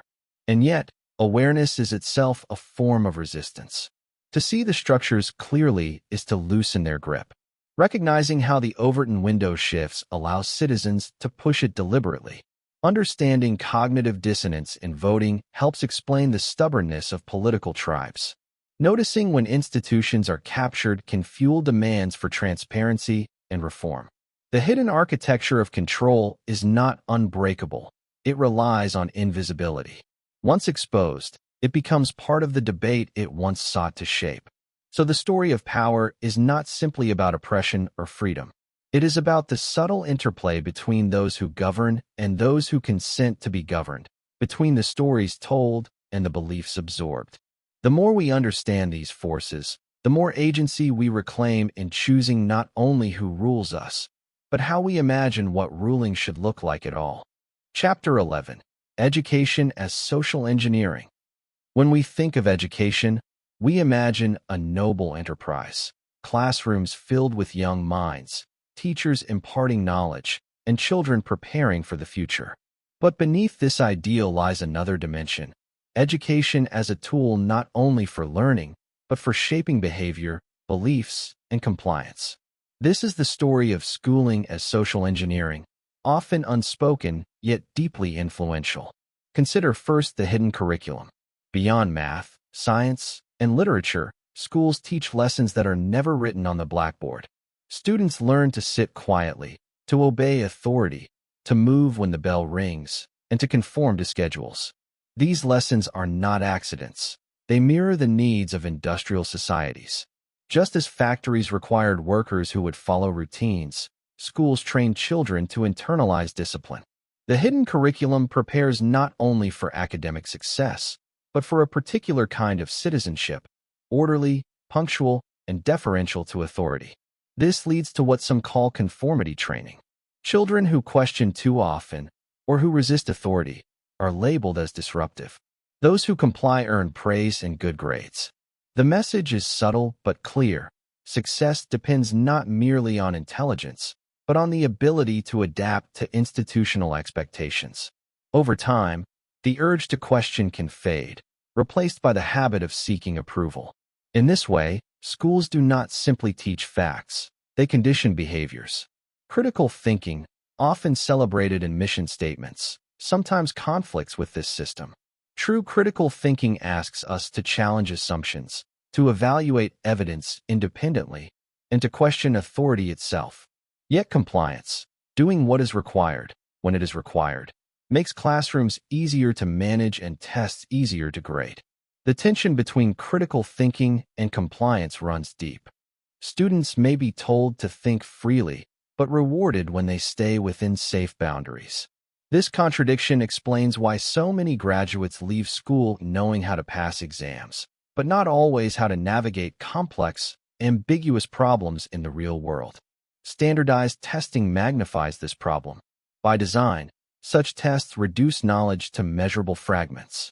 They reward memorization, speed, and conformity to expected answers.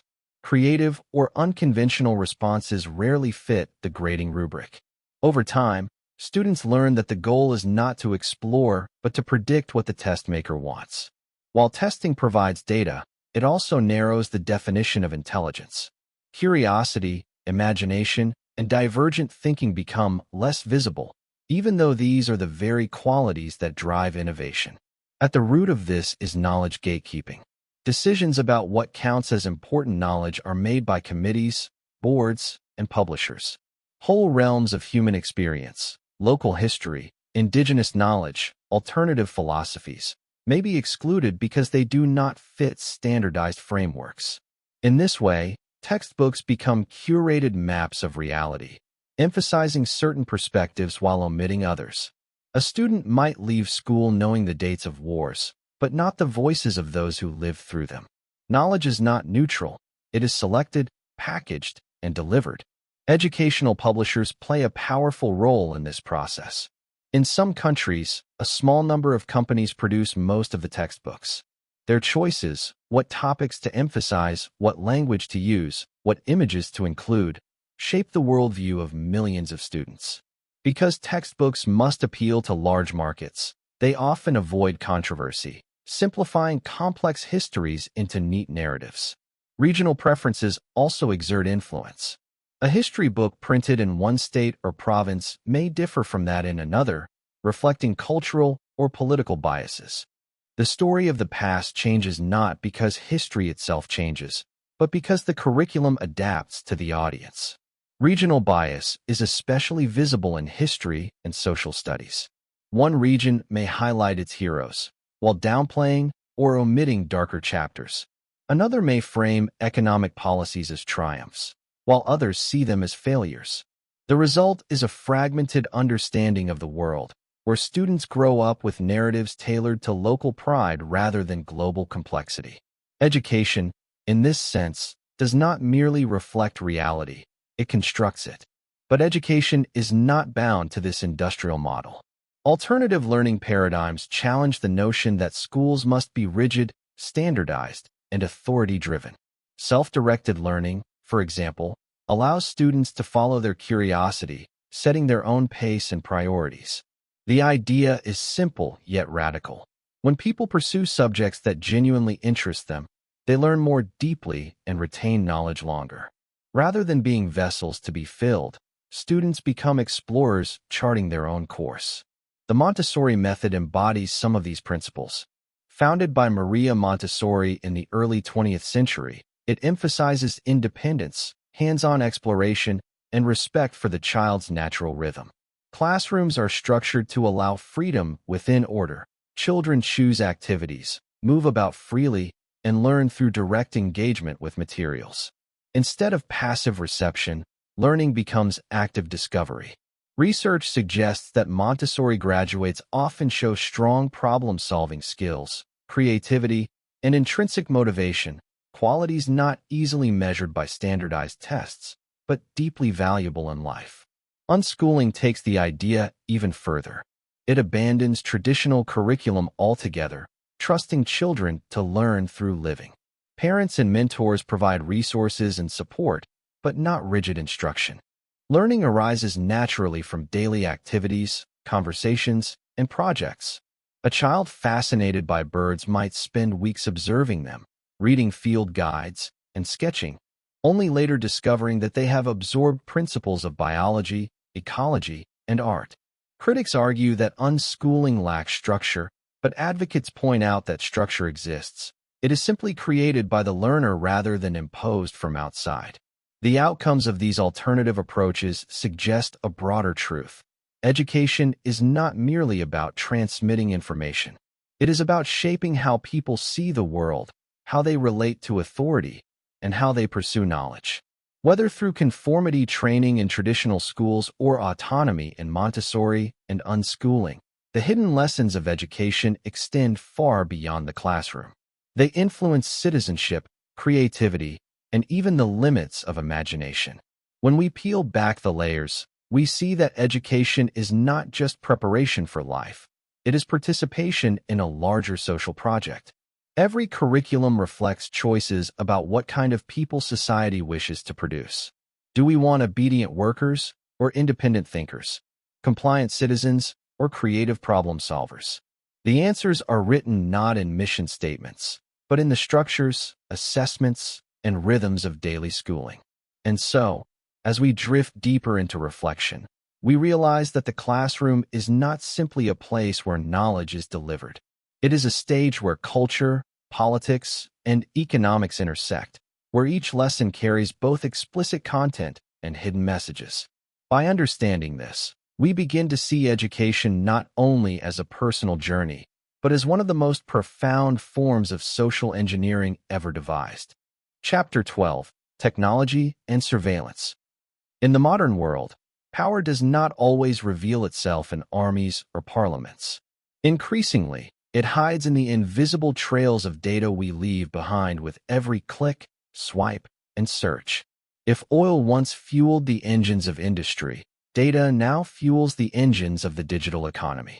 Every online action, liking a post, scrolling past an ad, buying a product, becomes raw material, collected and refined into something far more valuable than the action itself. This is why many now say that data is the new oil. But how exactly does personal information create value? Unlike physical commodities, data multiplies when shared. A single purchase history reveals preferences. Combined with thousands of others, it reveals patterns. When companies track your location, your habits, your sleep cycles, and even your tone of voice, they build detailed profiles. These profiles allow them to predict not only what you might buy, but when you are most vulnerable to influence. The more data they collect, the sharper the prediction becomes. Value emerges not from the data itself, but from the ability to anticipate and shape behavior. This leads us into behavioral prediction markets. In these markets, your future choices become tradable commodities. Companies sell advertisers the likelihood that you will click an ad, join a subscription, or choose one product over another. Each prediction is like a bet placed on your behavior. With enough information, the odds become nearly certain.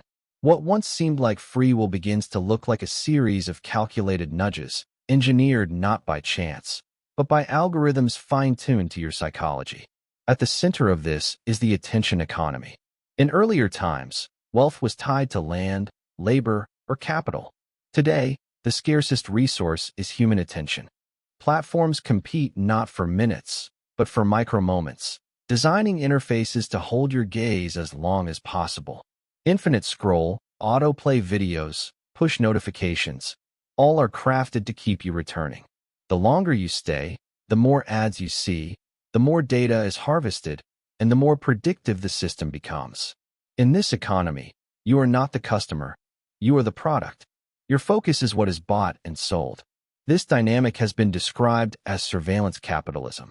The term captures the transformation of human experience into behavioral data, which is then used to generate profit and control. Unlike traditional capitalism, which commodified labor or goods, surveillance capitalism commodifies the very act of living. Walking down a street with your phone, speaking to a voice assistant, or browsing in the quiet of the night. All of it becomes input for a vast system of surveillance and monetization. The process is largely invisible, yet its influence shapes markets, elections, and even cultural trends. Algorithmic manipulation techniques reveal how subtle this influence can be. Search engines rank results in ways that can tilt opinion. Recommendation systems amplify certain voices while silencing others.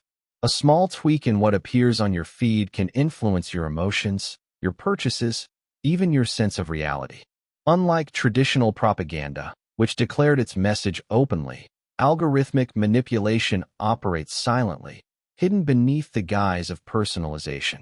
What you see feels tailored to you, because it is, but it is also curated to serve the interests of those who control the system. This leads to filter bubbles and echo chambers. Algorithms show you more of what you already engage with. If you like a certain political article, your feed fills with similar views. Over time, you are surrounded by reinforcement, rarely encountering perspectives that challenge you. This isolation deepens polarization as groups retreat into separate realities. Each bubble feels complete, yet it is only a sliver of the larger world. The comforting illusion of consensus hides the fact that the information diet is being curated, not by choice, but by code. Some societies have taken these techniques even further, experimenting with social credit systems. In these systems, every action, financial, legal, even social, contributes to a score. Pay your bills on time, your score rises. Speak against authority, your score falls. The result is a form of governance where compliance is rewarded with access and dissent punished with exclusion. While such systems may seem distant, smaller versions already exist in credit ratings, reputation scores, and algorithmic evaluations of trustworthiness. The line between convenience and control is thinner than it appears. Against this backdrop, digital minimalism emerges as a form of resistance. It asks us to treat technology not as a master, but as a tool. Instead of surrendering to every notification, we choose deliberately what deserves our attention. Minimalism does not mean abandoning technology, but reclaiming balance. By curating our digital lives, deleting apps, disabling alerts, scheduling time offline, we begin to protect what is most scarce, our focus. Protecting cognitive resources is more than a lifestyle choice. It is a survival strategy. Our brains evolved for scarcity of information, not the constant flood of stimuli we face today. Each interruption fractures attention, draining energy and reducing depth of thought. Studies show that even the mere presence of a smartphone, lying silent on a desk, can reduce cognitive capacity. The mind, anticipating distraction, holds back. Protecting attention, then, is not about productivity alone. It is about preserving the ability to think clearly in a noisy world. Reclaiming attention requires intentional design. Some find refuge in practices like deep work, focusing on a single task for extended periods without interruption. Others set boundaries, such as no phone hours, device-free bedrooms, or scheduled digital Sabbaths.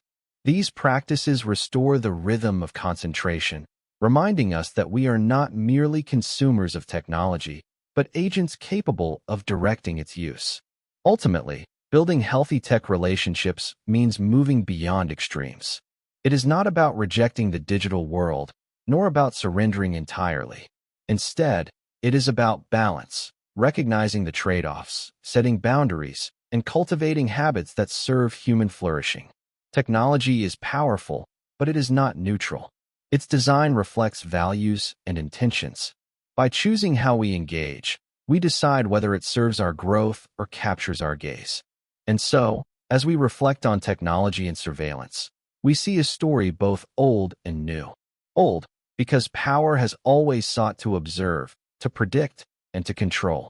New, because never before has the machinery been so pervasive, so invisible, and so intimate. The challenge of our age is not only to master technology, but to master ourselves within it. In doing so, we discover that the most valuable resource is not data, not oil, not even time, but the quiet sovereignty of our own attention. Chapter 13. The Nature of Reality.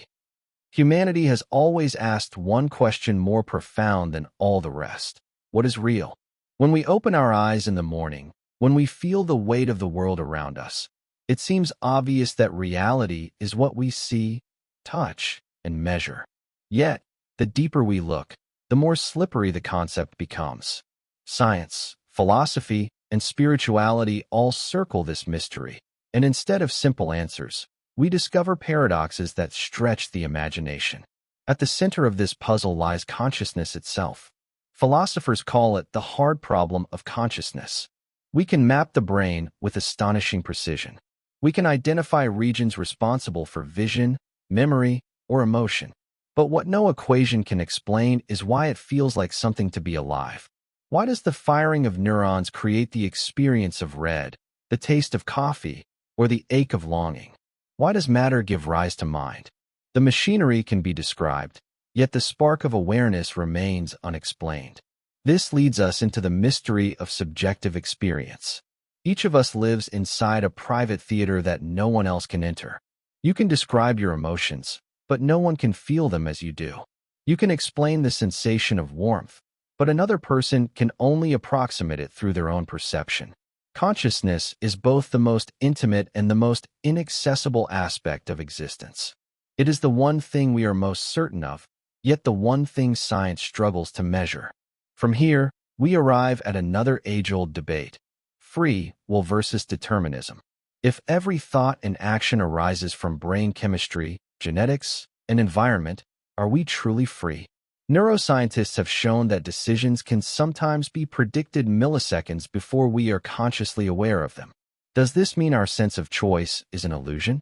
Or is freedom found not in absolute independence from cause and effect, but in the capacity to reflect, to deliberate, and to shape future causes with intention?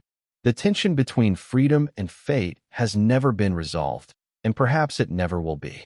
A related puzzle is known as the binding problem in perception.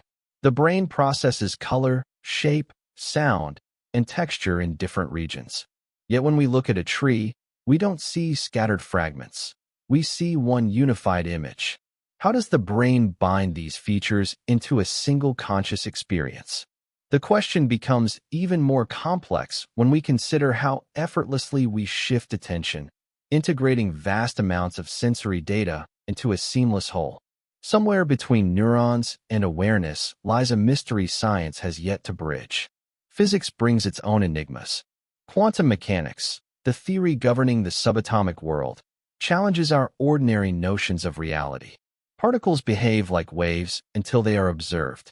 Probabilities collapse into definite outcomes only when measured. This is the famous observer effect. Does observation itself shape reality? Or is the act of measurement simply another interaction within the system? Whatever the case, quantum theory suggests that reality is not fixed and solid, but fluid and probabilistic at its most fundamental level. Another strange feature of quantum physics is non-locality, the phenomenon where two particles, once entangled, remain connected no matter how far apart they are. A change in one instantly influences the other, even across galaxies. Einstein called it spooky action at a distance. This interconnection defies classical logic, suggesting that the universe may be woven together by hidden threads of unity that transcend space. Among the interpretations of quantum mechanics, one of the most provocative is the many-worlds hypothesis. Instead of probabilities collapsing into a single outcome, every possible outcome may exist in parallel universes. In one world, you turned left. In another, you turned right. In one, you passed the exam. In another, you failed. The multiverse, if real, is unimaginably vast, containing endless variations of ourselves living out every possibility. Whether this is science or speculation remains uncertain, yet it stretches the boundaries of what reality could mean. Another idea that fascinates both scientists and philosophers is the simulation hypothesis. What if reality itself is not fundamental, but generated? The theory suggests that a sufficiently advanced civilization could create a simulation so detailed that its inhabitants would never suspect.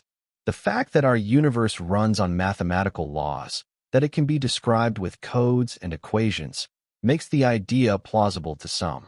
If reality is information, could it be computation? This leads us to the computational theory of mind. According to this view, consciousness may itself be an emergent property of information processing. Just as a computer runs software, the brain might run mental programs. If true, the mind could, in principle, be replicated on other substrates, perhaps even uploaded into machines. This idea unsettles some, excites others, and blurs the line between biology and technology. Supporters of the simulation hypothesis point to statistical arguments. Imagine civilizations that survive long enough to develop universe-scale computing. If they run countless simulations, then simulated beings would vastly outnumber biological ones. By sheer probability, we are more likely to be simulated than original. While this reasoning cannot be proven, it forces us to question assumptions about what real truly means. But perhaps the most important question is not whether we live in a simulation or whether consciousness is reducible to computation. The practical implication is simpler. How should we live, given the uncertainty? If reality is shaped by perception, then cultivating awareness matters. If free will is limited, then responsibility may lie not in total control, but in how we respond to conditions.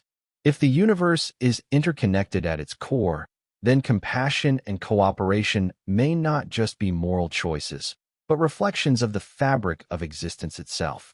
The nature of reality may forever elude final definition. It may be quantum, computational, spiritual, or something we cannot yet imagine. But perhaps the mystery itself is the point. The unanswerable keeps us humble, reminding us that the world is richer than our theories, deeper than our models, and more wondrous than our words can capture. Chapter 14. Ethics and Moral Philosophy. Every society, from the earliest tribes to our globalized present, has asked a simple but endlessly complex question: what is the right thing to do? Morality shapes our laws, our religions, our relationships, and even our inner dialogues. Yet as soon as we try to pin it down, we discover that ethics is not a single truth, but a landscape of competing ideas, each with its own strengths and contradictions. One of the most fundamental debates lies between moral relativism and the search for universal principles. Moral relativism suggests that values are rooted in culture and circumstance. What is seen as virtuous in one society may be forbidden in another. For example, ideas of honor, family duty, or individual freedom vary dramatically across history and geography. On the other hand, the universalist view insists that some principles, such as fairness, compassion, or respect for life, must hold everywhere, regardless of culture. The tension between these perspectives remains unresolved.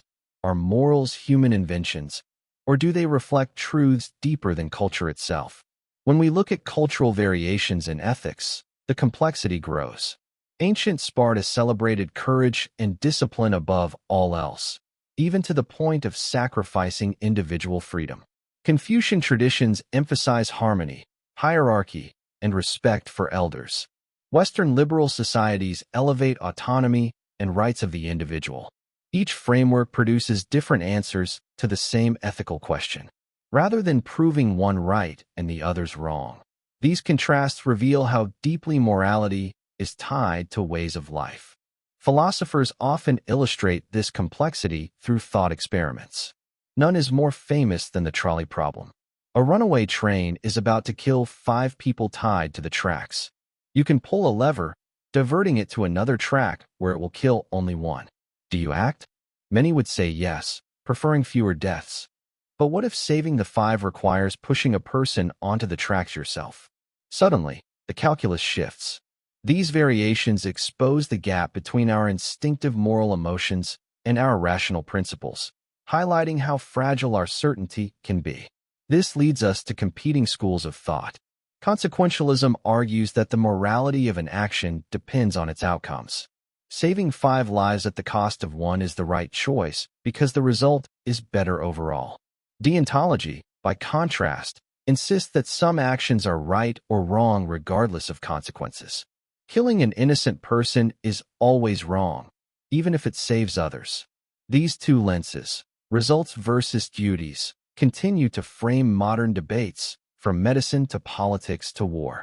Underlying these disputes is what philosopher David Hume called the is-ought problem. You cannot derive what ought to be from what is. Science can describe the world as it is, but it cannot tell us how we should act.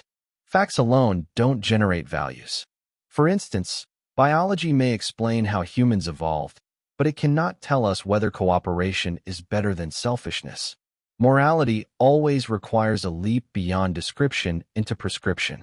Attempts to bridge this gap often appeal to natural law theory, which argues that moral principles are embedded in human nature itself. Yet critics point out that nature is not always a reliable guide. After all, disease and violence are also natural. Just because something exists does not mean it is right. The limitations of this approach remind us that morality is more than simply mirroring the world. It is about shaping it toward ideals. Evolutionary ethics tries another route. It suggests that our sense of right and wrong emerged as survival strategies. Cooperation, fairness, and altruism increased group survival, so moral instincts spread through evolution. While this perspective explains why we have moral emotions, it faces its own limits. Survival value does not always equal moral truth. Just because a behavior helped ancestors thrive does not mean it is just or ethical in today's world. The true test of ethical theories comes in applied dilemmas. In medicine, should scarce organs be given to those most likely to survive or those most in need? In war, is it ever justifiable to target civilians if it ends the conflict sooner? In business, is exploiting loopholes wrong if it stays within the law? These situations force abstract theories into practical decisions, where consequences and principles collide. Nowhere is this tension clearer than in AI and moral decision-making. Self-driving cars may face trolley problem scenarios in real life. Should they prioritize the lives of passengers or pedestrians? Algorithms trained on human behavior inherit biases. Who decides what values to program? As machines gain more autonomy, they confront ethical questions once reserved for philosophers, pressing humanity to define moral rules with unprecedented clarity. Environmental ethics introduces another layer. Should non-human life have intrinsic value, or only instrumental value for humans? Frameworks vary. Some argue for anthropocentrism, where nature matters only because it serves people. Others adopt ecocentrism, claiming ecosystems and species have value in themselves, regardless of human use. These debates shape how we address climate change, conservation, and the legacy we leave for future generations. In bioethics, modern medicine pushes the boundaries of morality daily. Should genetic engineering be used to eliminate diseases or to enhance traits like intelligence and strength? Where should we draw the line between healing and designing humans? End-of-life care raises equally difficult questions. Who decides when life support should end, and on what grounds? As technology gives us more control over life and death, the moral weight grows heavier. Ethics and moral philosophy do not offer easy answers. They give us tools, relativism and universalism, consequentialism and deontology, natural law and evolutionary explanations. Yet the ultimate challenge is not choosing one framework, but navigating the gray spaces where real lives are at stake. In those spaces, we find not certainty, but humility, compassion, and the recognition that morality is as much about the journey of questioning as it is about the answers themselves. Chapter 15. Finding Meaning in Uncertainty. When we pause and look closely at life, one truth becomes impossible to escape. Uncertainty is everywhere. The future is unknown, outcomes are unpredictable, and even our own emotions shift like the weather. For some, this uncertainty creates anxiety, but for philosophers and seekers across cultures, it has been the starting point for wisdom. The existentialists of the 20th century were blunt about it. Life, they argued, has no pre-written meaning. There is no cosmic script that tells us what to do.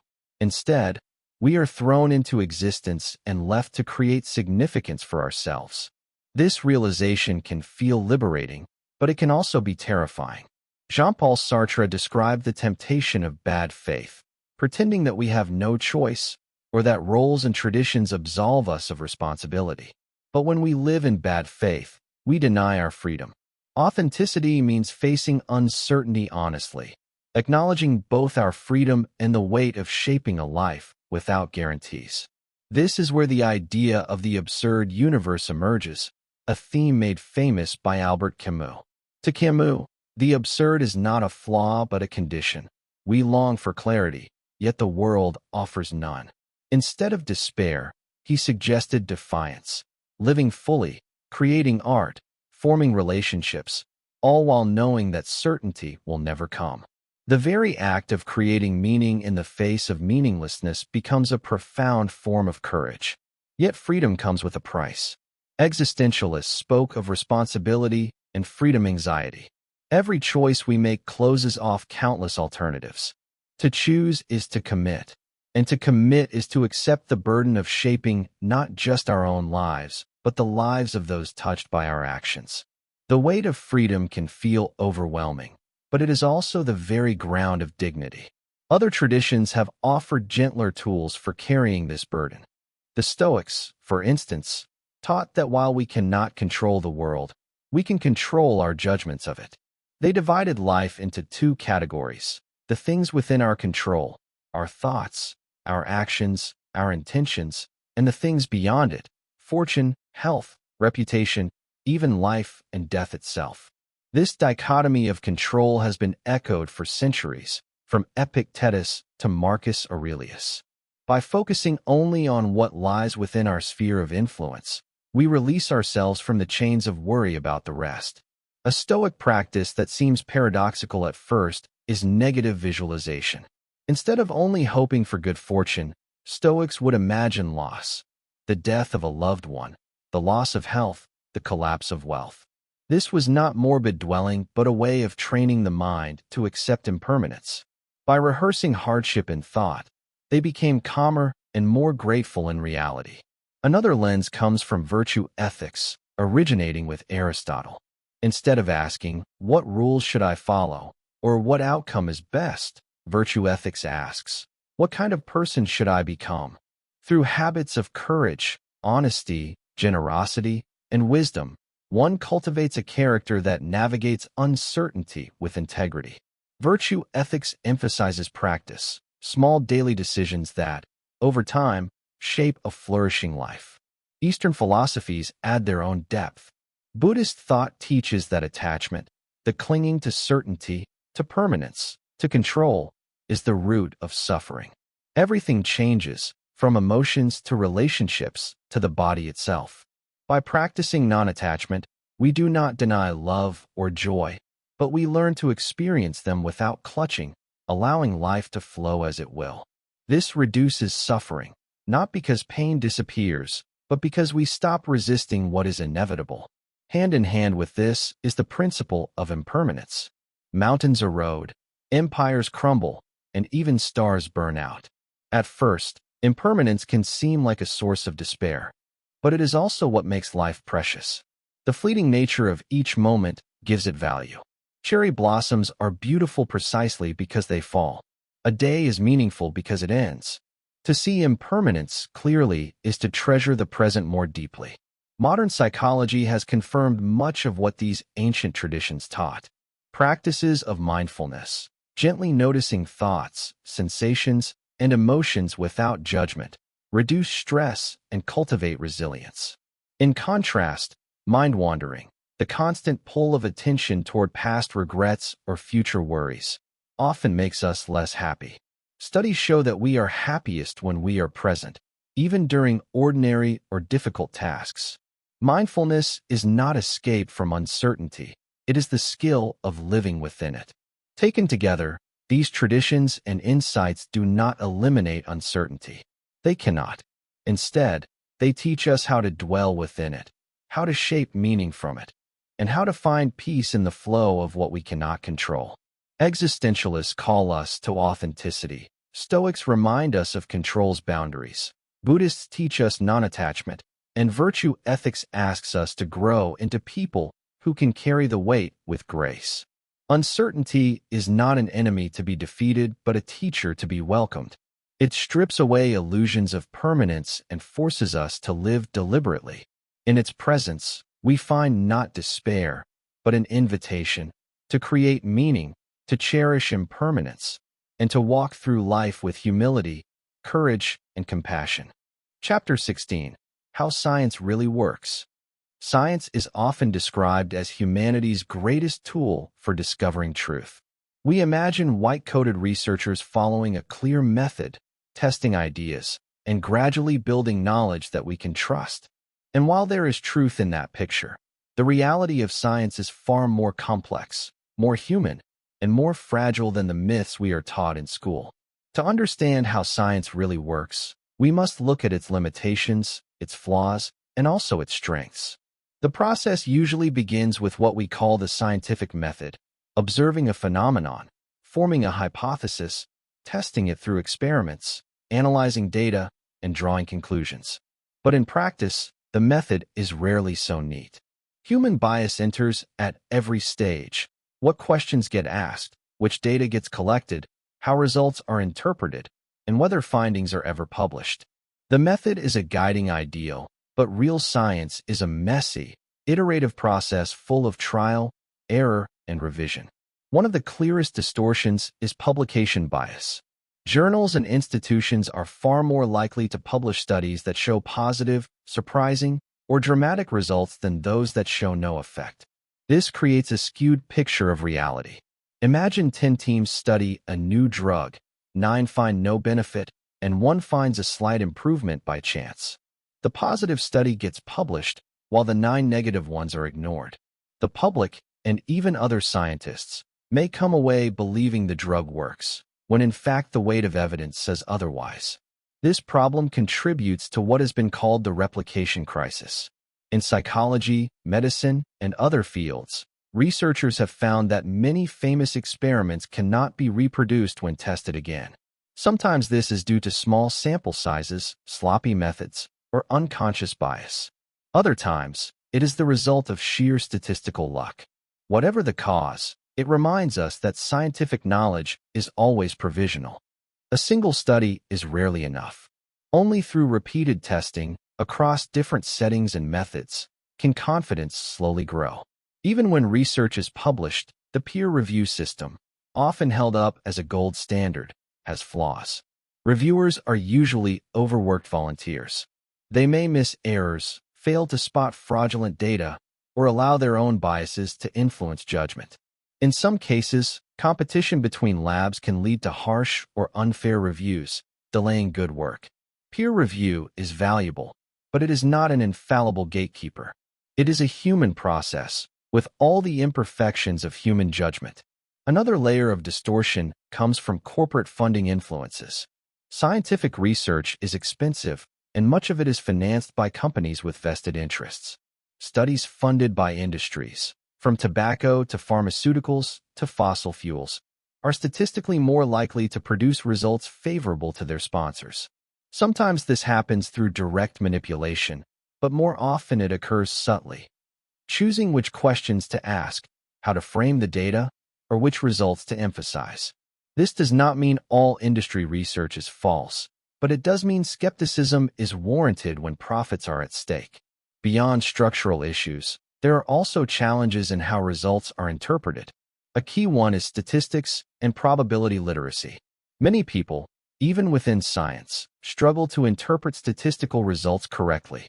A significant result does not mean something is important in the real world, only that it met an arbitrary threshold of probability.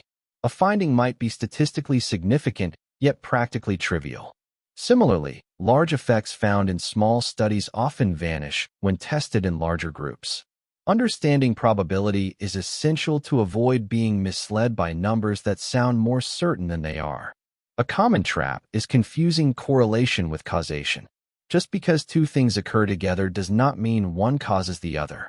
For example, ice cream sales and drowning rates rise together in summer, but ice cream does not cause drowning. The hidden factor is hot weather, which increases both. Yet time and again, headlines announce correlations as if they prove causation. Without controlled experiments or careful analysis, we risk drawing false conclusions about the world. The base rate fallacy is another subtle error. It occurs when we ignore the underlying prevalence of something while interpreting results. Consider a medical test that is 95% accurate for a rare disease affecting 1 in 1,000 people. A positive test result might feel conclusive, but the base rate tells us otherwise. Out of 1,000 people tested, about 50 will get false positives, while only 1 actually has the disease. In this scenario, a positive result means it's still more likely you don't have the disease. Without considering base rates, probabilities can be deeply misleading.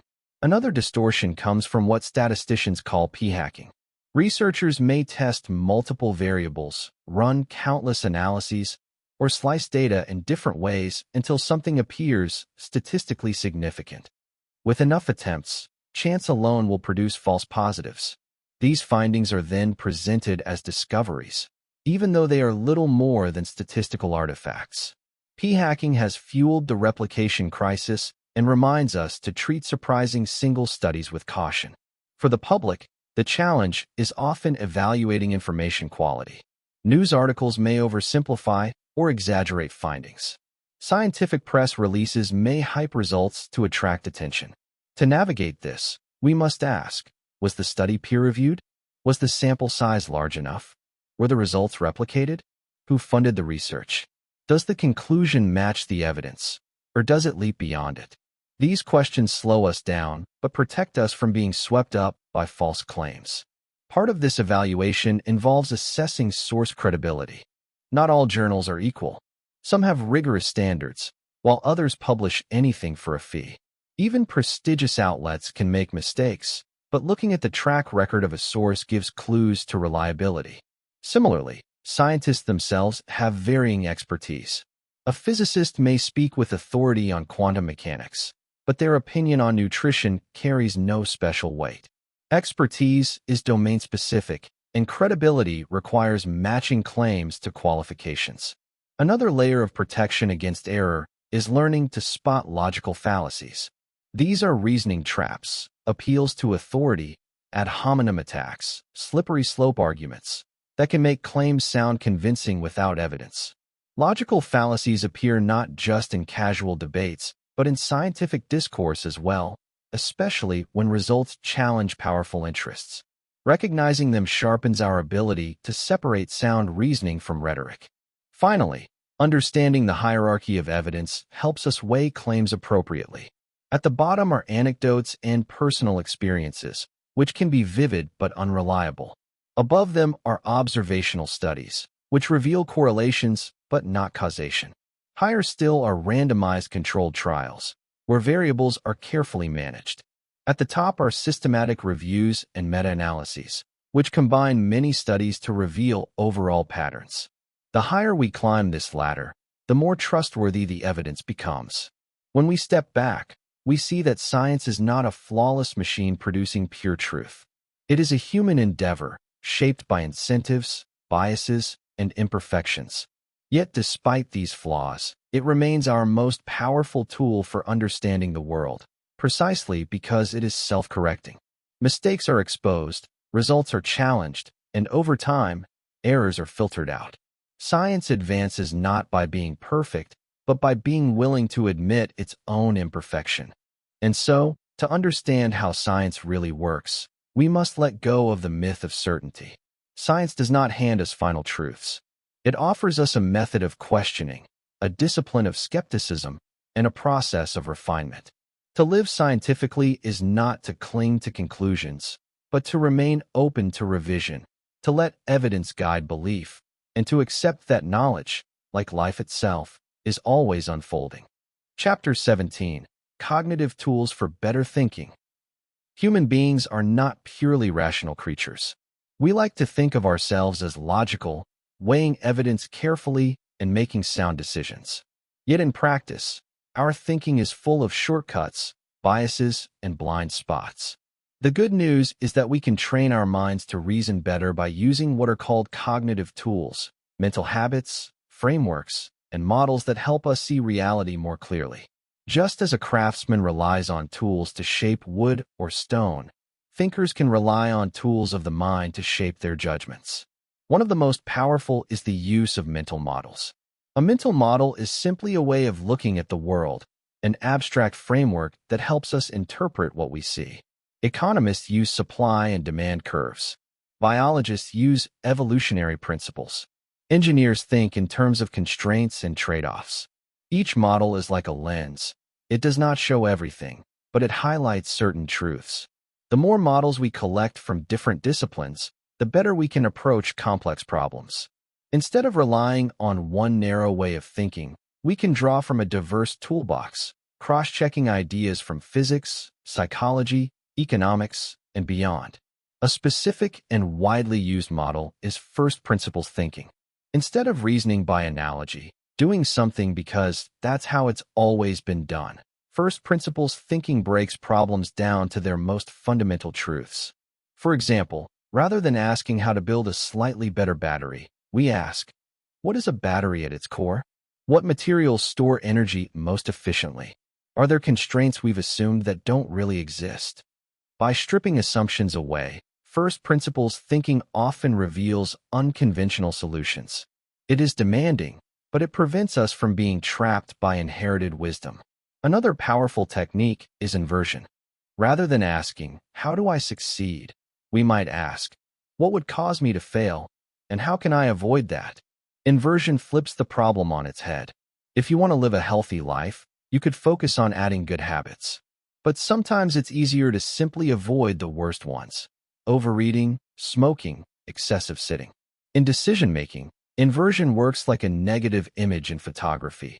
It reveals hidden shapes by showing us what we must not do. Beyond individual techniques, there are broader perspectives, such as systems thinking. This is the practice of viewing problems not in isolation, but as parts of larger, interconnected wholes. A policy that improves one area, say, increasing crop yields, might unintentionally harm another, such as soil fertility or water use. Systems thinking reminds us that every action has ripple effects, often nonlinear and delayed. It encourages us to ask, how do the parts interact? What feedback loops exist? Where are the hidden bottlenecks or leverage points? With this mindset, we see complexity not as chaos, but as a network of relationships to be mapped and respected. No discussion of better thinking is complete without grappling with probability and uncertainty. Our brains crave certainty, but life rarely offers it. Decisions are often about likelihoods, not guarantees. For example, investing is not about predicting exactly what will happen, but about weighing probabilities. What is more or less likely, given what we know? Developing comfort with uncertainty is essential. It allows us to plan wisely while accepting that surprise is inevitable. One framework for doing this is Bayesian reasoning. Named after the statistician Thomas Bayes, it involves updating our beliefs as new evidence arrives. Instead of treating knowledge as fixed, Bayesian thinking treats it as fluid. Suppose you believe it will rain tomorrow with 30% probability. Then you see dark clouds forming tonight. A Bayesian approach nudges that probability upward. Maybe now it's 50%. You never reach absolute certainty, but you refine your estimates step by step. This mindset keeps us humble and flexible, reminding us that every piece of evidence should shift our perspective at least a little. Closely related is the awareness of fat tail events, the rare, extreme occurrences that have disproportionate impact. In finance, these are stock market crashes. In history, they are world wars or pandemics. Statistically, they appear infrequent, yet their consequences dominate the long-term picture. Author Nassim Nicholas Taleb calls these black swans. Unpredictable, high-impact events that reshape the world. Good thinking means not ignoring them, but preparing for their possibility. Robust systems are built not for average days, but for the rare shocks that matter most. Another tool for handling uncertainty is Monte Carlo thinking, named after the gambling capital of Monaco. In this approach, we imagine running thousands of scenarios in our minds, each with slightly different variables, to see the range of possible outcomes. If you are deciding to launch a business, you don't just ask, "Will I succeed?" Instead, you imagine many versions of the future. What if sales are lower than expected? What if a competitor enters? What if demand doubles? By rehearsing these scenarios, you build resilience, preparing yourself not for a single outcome, but for a spectrum of possibilities. Of course, no matter how many tools we use, we are still vulnerable to cognitive traps. One of the most dangerous is overconfidence bias, the belief that we know more than we actually do. People consistently overestimate their abilities, predictions, and control over outcomes. Studies show that drivers think they are safer than average, investors think they are smarter than the market, and doctors think their diagnoses are more accurate than they really are. The cure for overconfidence is humility, actively seeking disconfirming evidence, welcoming criticism, and remembering how often human judgment fails. Another subtle trap is the anchoring effect. When making estimates, we unconsciously latch onto the first number we hear, even if it's arbitrary. If you're told that Gandhi died at age 144 and then asked to guess his actual age, your estimate will likely be higher than someone who first heard a smaller number, even though you know the first number is absurd. Anchoring skews negotiations, predictions, and everyday judgments. The antidote is deliberate adjustment, recognizing the anchor, questioning it, and forcing yourself to consider a wider range. Then there is the availability heuristic, our tendency to judge the likelihood of events based on how easily examples come to mind. Plane crashes dominate headlines, so people fear flying, even though statistically it's far safer than driving. Shark attacks are terrifying, but far rarer than accidents in the home. Availability distorts our sense of risk, because vivid stories are easier to recall than mundane realities. To counter it, we must ground our judgments in actual data, not just memorable images. When we gather these tools together, mental models, first principles, inversion, systems thinking, probabilistic reasoning, Bayesian updating, black swan awareness, scenario planning, and bias reduction, we create a kind of intellectual compass. It does not guarantee perfect decisions, but it helps us avoid the worst errors and approach problems with more clarity. Better thinking is not about having answers. It is about asking sharper questions, holding our beliefs lightly, and adapting as the world reveals itself. It is about cultivating curiosity, humility, and resilience. In this sense, cognitive tools are not just techniques. They are habits of mind, practiced daily, that keep us anchored in reality while open to possibility. And so, as we navigate life's uncertainties, we carry with us a reminder. The mind, like any instrument, requires care and sharpening.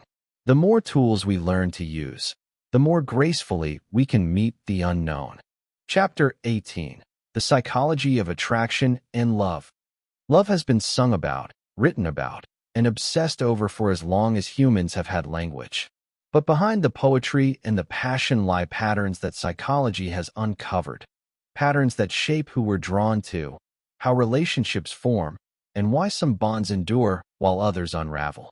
Attraction and love may feel mysterious, but beneath the surface are mechanisms as real and measurable as gravity. One of the strongest influences is something surprisingly simple: proximity. Research shows that the people we are physically close to, neighbors, classmates, co-workers, are far more likely to become our friends and partners than strangers across town. The reason is not only convenience. Repeated exposure fosters comfort. This is called the mere exposure effect. The more often we see someone, the more familiar they become, and the more we tend to like them. Even if the connection feels magical, psychology reminds us that proximity is often the spark that lights the fire. Once proximity introduces us, the question becomes, What sustains attraction? Is it similarity or complementarity? Studies lean towards similarity. Shared values, hobbies, and worldviews provide a foundation for connection. When couples laugh at the same jokes or find meaning in the same ideas, their bond deepens. Complementarity, where one partner's strength balances the other's weakness, does play a role, but mostly in surface-level dynamics. Similarity fuels long-term compatibility, while complementarity adds texture and novelty. At the same time, relationships cannot thrive on predictability alone. Human beings crave a balance between stability and mystery. Too much routine can breed boredom, while too much unpredictability can trigger anxiety. The healthiest bonds walk this line. Partners provide reassurance and reliability while also surprising each other, keeping curiosity alive. It is this rhythm, comfort interwoven with novelty, that sustains attraction across the years. Beneath these psychological patterns are the biological ones. The neuroscience of love reveals that being in love activates the brain's reward pathways, flooding us with dopamine, the same neurotransmitter involved in motivation and addiction. Romantic love can feel intoxicating for good reason. It literally mirrors the brain chemistry of addiction. Over time, other chemicals, oxytocin and vasopressin, play larger roles. Oxytocin, often called the cuddle hormone, is released through touch and intimacy, promoting bonding and trust. Vasopressin has been linked to long-term pair bonding in mammals.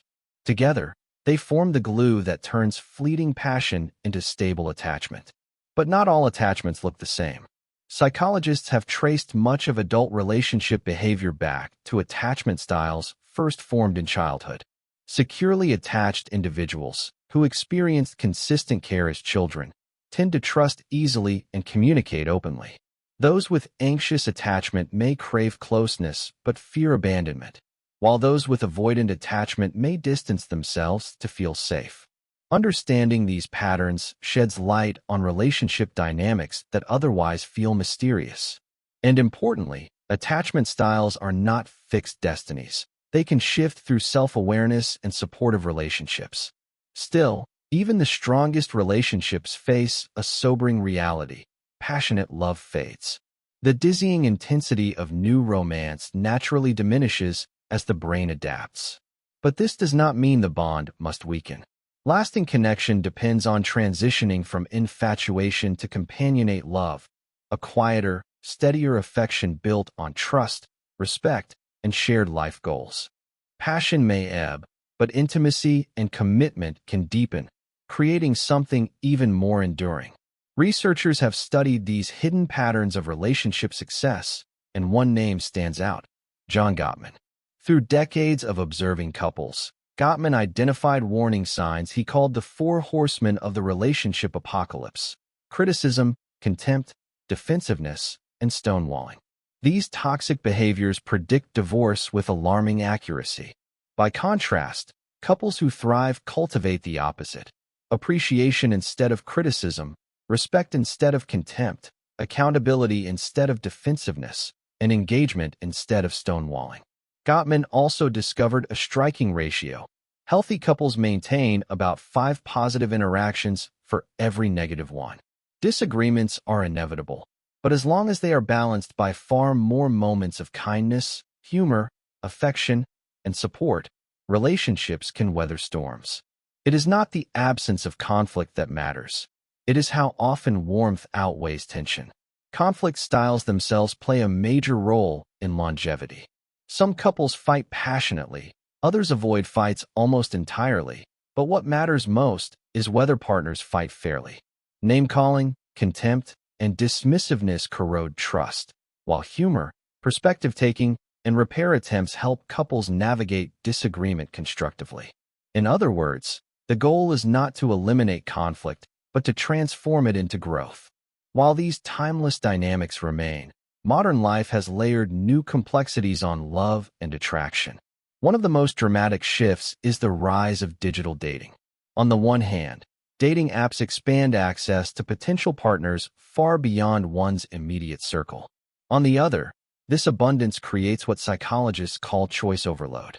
Faced with too many options, people often struggle to commit, worrying that a better match might be just one swipe away. This is the paradox of infinite options. The more possibilities we have, the less satisfied we often feel. In dating, it can manifest as endless browsing, short-lived connections, or reluctance to invest in one person for fear of missing out. Technology promises unlimited choice, but in practice, humans are wired to feel overwhelmed by it. Commitment requires not more choice, but the willingness to say enough and invest in the imperfect but meaningful bond in front of us. Meanwhile, social media has introduced new distortions into how we perceive relationships. Couples often showcase only highlight reels, vacations, anniversaries, smiling photos. This can create unrealistic expectations, fueling comparisons that erode contentment. A normal relationship, with its everyday arguments and quiet moments, can feel inadequate compared to the curated perfection on a screen. The danger is forgetting that intimacy happens not in grand gestures, but in daily kindness, the moments that never get posted. When we step back, a picture emerges. Attraction is sparked by proximity and familiarity, deepened by similarity and the right balance of mystery, stabilized by the chemistry of bonding hormones, and shaped by childhood attachment patterns. Relationships succeed when partners avoid destructive habits, cultivate far more positive than negative interactions, and manage conflict with respect. Modern technology complicates this, offering more choices than ever, but also amplifying insecurity and unrealistic expectations.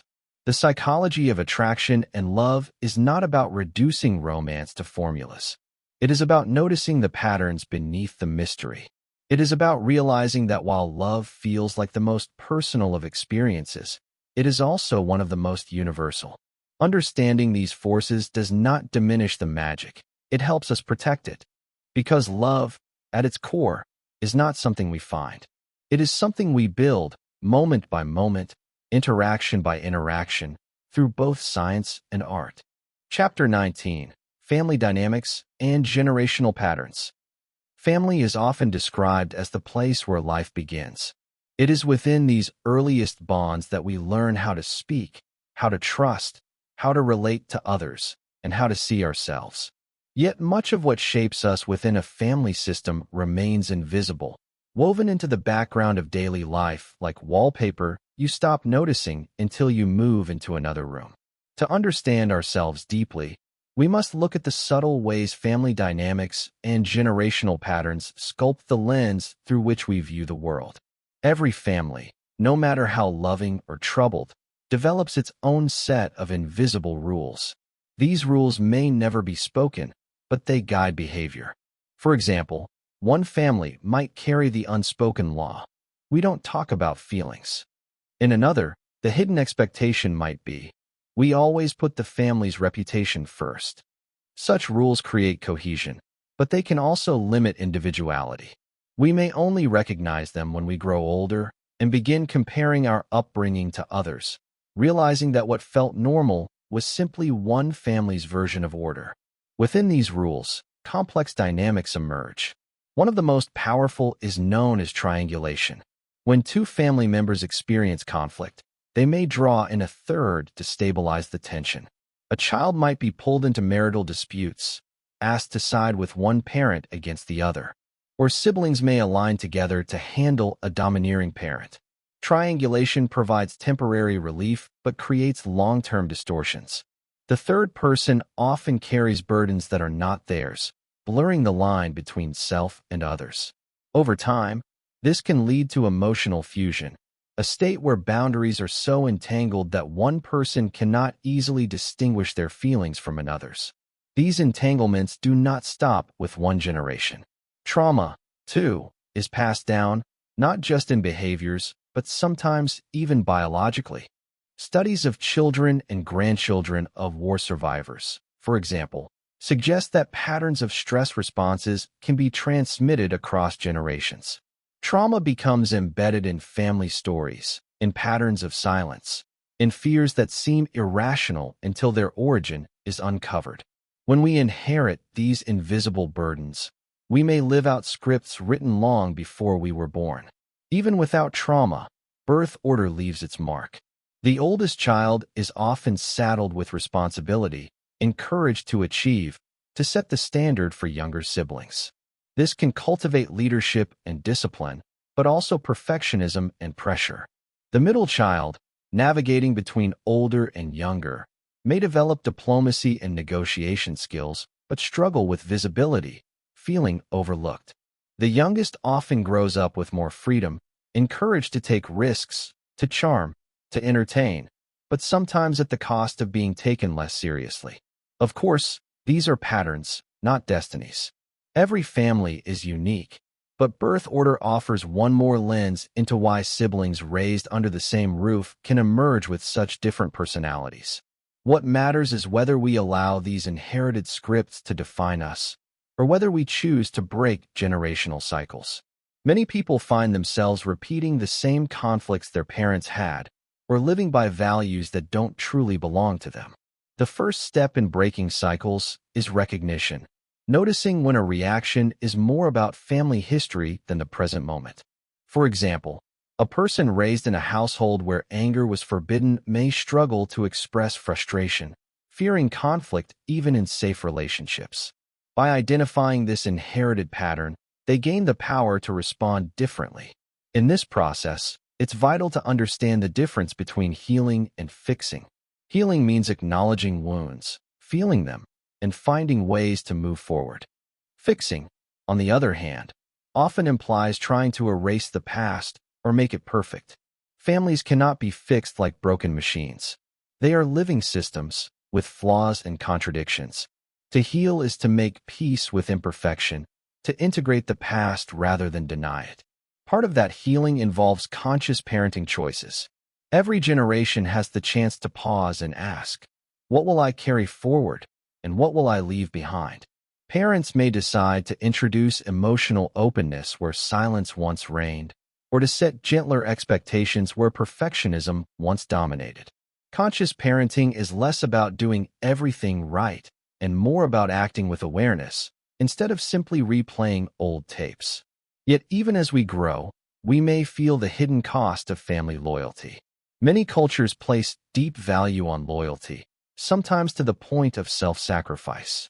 We may stay in harmful dynamics out of obligation, confusing endurance with love. We may silence our needs to protect parents or siblings, unaware that loyalty without boundaries can become a chain. This is where healthy boundaries come in. A boundary is not rejection. It is a way of saying, I will love you, but I will also protect my own well-being. In contrast, an emotional cutoff, completely severing ties, can sometimes provide temporary relief but often leaves unresolved patterns lingering in silence. Boundaries allow for continued connection, but with clarity about where one person ends and another begins. Ultimately, the heart of family work is redefining love. Love is not control, not sacrifice without choice, not silence in the face of harm. Love, in its healthiest form, is growth. It is allowing each member to become more fully themselves while still feeling connected. For some, this may mean loosening the grip of tradition. For others, it may mean repairing bonds once broken. For all, it means recognizing that family is not just the story we inherit. It is the story we choose to continue, revise, or end.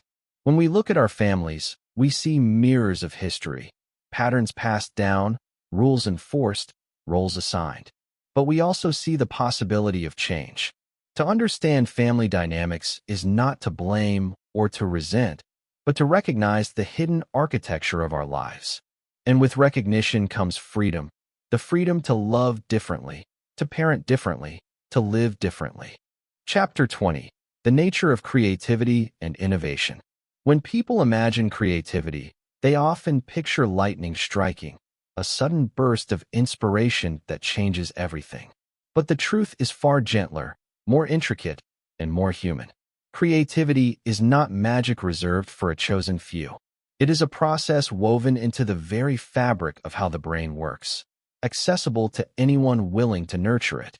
One of the most persistent myths is that of the lone genius. History books love to tell stories of singular figures. Einstein dreaming up relativity, Picasso reinventing art, Edison inventing the light bulb. Yet when we look closely, these stories unravel. Einstein's work built on decades of research by other physicists. Picasso borrowed from African sculpture and earlier European styles. Edison stood on the efforts of countless inventors experimenting with electricity. Creativity does not emerge in isolation.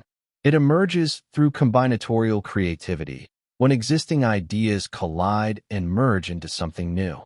Each breakthrough is less a solitary miracle and more a network of influences converging in the right mind at the right time. This perspective reveals why constraints, the very limitations we often resent, can actually fuel innovation. Consider haiku poetry, bound by strict syllable rules. The structure forces the poet to distill thought into concentrated beauty. Or think of engineers designing spacecraft. Every gram of weight matters, pushing them to find ingenious solutions. Constraints act as catalysts, focusing attention and pushing minds beyond the obvious. Far from suffocating creativity, boundaries often sharpen it. Neuroscience provides further insight. When researchers study moments of sudden realization, the classic aha moments, they find distinctive brain patterns. Activity often shifts to what's called the default mode network, a system engaged when the mind wanders, when we daydream or relax. This explains why insights often appear in the shower, on a walk, or just before sleep. The brain is quietly working, forming connections beneath conscious awareness. Creativity is not only about intense focus. It is also about allowing space, silence, and rest so the brain can reorganize ideas in unexpected ways. This is why boredom, so often avoided in modern life, can be a secret ally. When the mind has nothing immediate to occupy it, it begins to wander. And in that wandering, connections form that structured tasks cannot produce. Children left to their own devices often invent entire worlds out of cardboard boxes and sticks. Adults, too, find new solutions when freed from constant distraction. In a world flooded with information, boredom may be one of the last remaining incubators of creativity. Different brain states foster different types of thinking. Focused attention helps with detail-oriented problem solving, while relaxed states encourage big-picture connections. This is why alternating between deep work and restful play can be so powerful. The painter who takes a walk, the programmer who strums a guitar, the scientist who doodles in the margins, all are shifting brain modes to keep creativity alive. Yet even when conditions are ripe, creativity often faces blocks. Blank pages, stalled projects, unfinished ideas. One of the biggest culprits is perfectionism. The belief that our first attempt must be brilliant stifles the very process that leads to brilliance. Writers often speak of the importance of what Lamotte called the shitty first draft. By lowering the bar and allowing imperfection, ideas can flow. Later, editing shapes them. But without the messy first attempt, there is nothing to refine. Related to this is the principle that quantity leads to quality. Studies of artists and inventors show that those who produce the most work also create the most masterpieces. The more attempts made, the more likely one will strike gold. Edison filed over 1,000 patents, most forgotten, to create the few that changed history. The act of making again and again polishes skills and increases the odds of innovation. Importantly, creativity does not live only in art studios or laboratories. It thrives in unexpected places, in kitchens, classrooms, workshops, and offices. A parent finding a new way to soothe a restless child is practicing creativity. A mechanic improvising a tool, a teacher crafting a lesson, a doctor adjusting treatment. All are acts of problem solving. At its core, creativity is not about painting or composing music. It is about approaching challenges with fresh eyes and refusing to accept the first solution as the only one. This is why creativity is deeply tied to problem solving. At every level, from the mundane to the monumental, humans are confronted with obstacles. Creativity is the ability to ask, what if, and how else, and why not? The art of asking better questions often matters more than having quick answers. Many breakthroughs come not from finding new solutions, but from reframing the problem itself. Playfulness is a vital ingredient here. Play and humor loosen the mind's rigidity, making it more flexible, more open to unusual combinations. Laughter itself is a form of creative connection, the brain recognizing an unexpected twist. Some of the world's most innovative companies deliberately build play into their cultures, knowing that relaxed, joyful minds invent better. Children remind us of this truth daily. They innovate constantly, not because they strive to, but because they play. When all of these elements come together, combinatorial ideas, constraints that focus the mind, brain states that alternate between effort and rest, freedom from perfectionism, the courage to produce widely, and the willingness to ask new questions, creativity flourishes. It stops being something rare and becomes something ordinary yet profound. It becomes less about waiting for lightning to strike and more about tending the conditions where sparks naturally ignite. Creativity, in the end, is not a gift for a chosen few. It is a birthright of being human. Each of us holds the capacity to connect dots in new ways, to see the familiar through fresh lenses, to solve problems with imagination. When we understand this, creativity shifts from being a mysterious blessing to being a daily practice, a way of living that invites wonder, play, and innovation into the ordinary moments of life.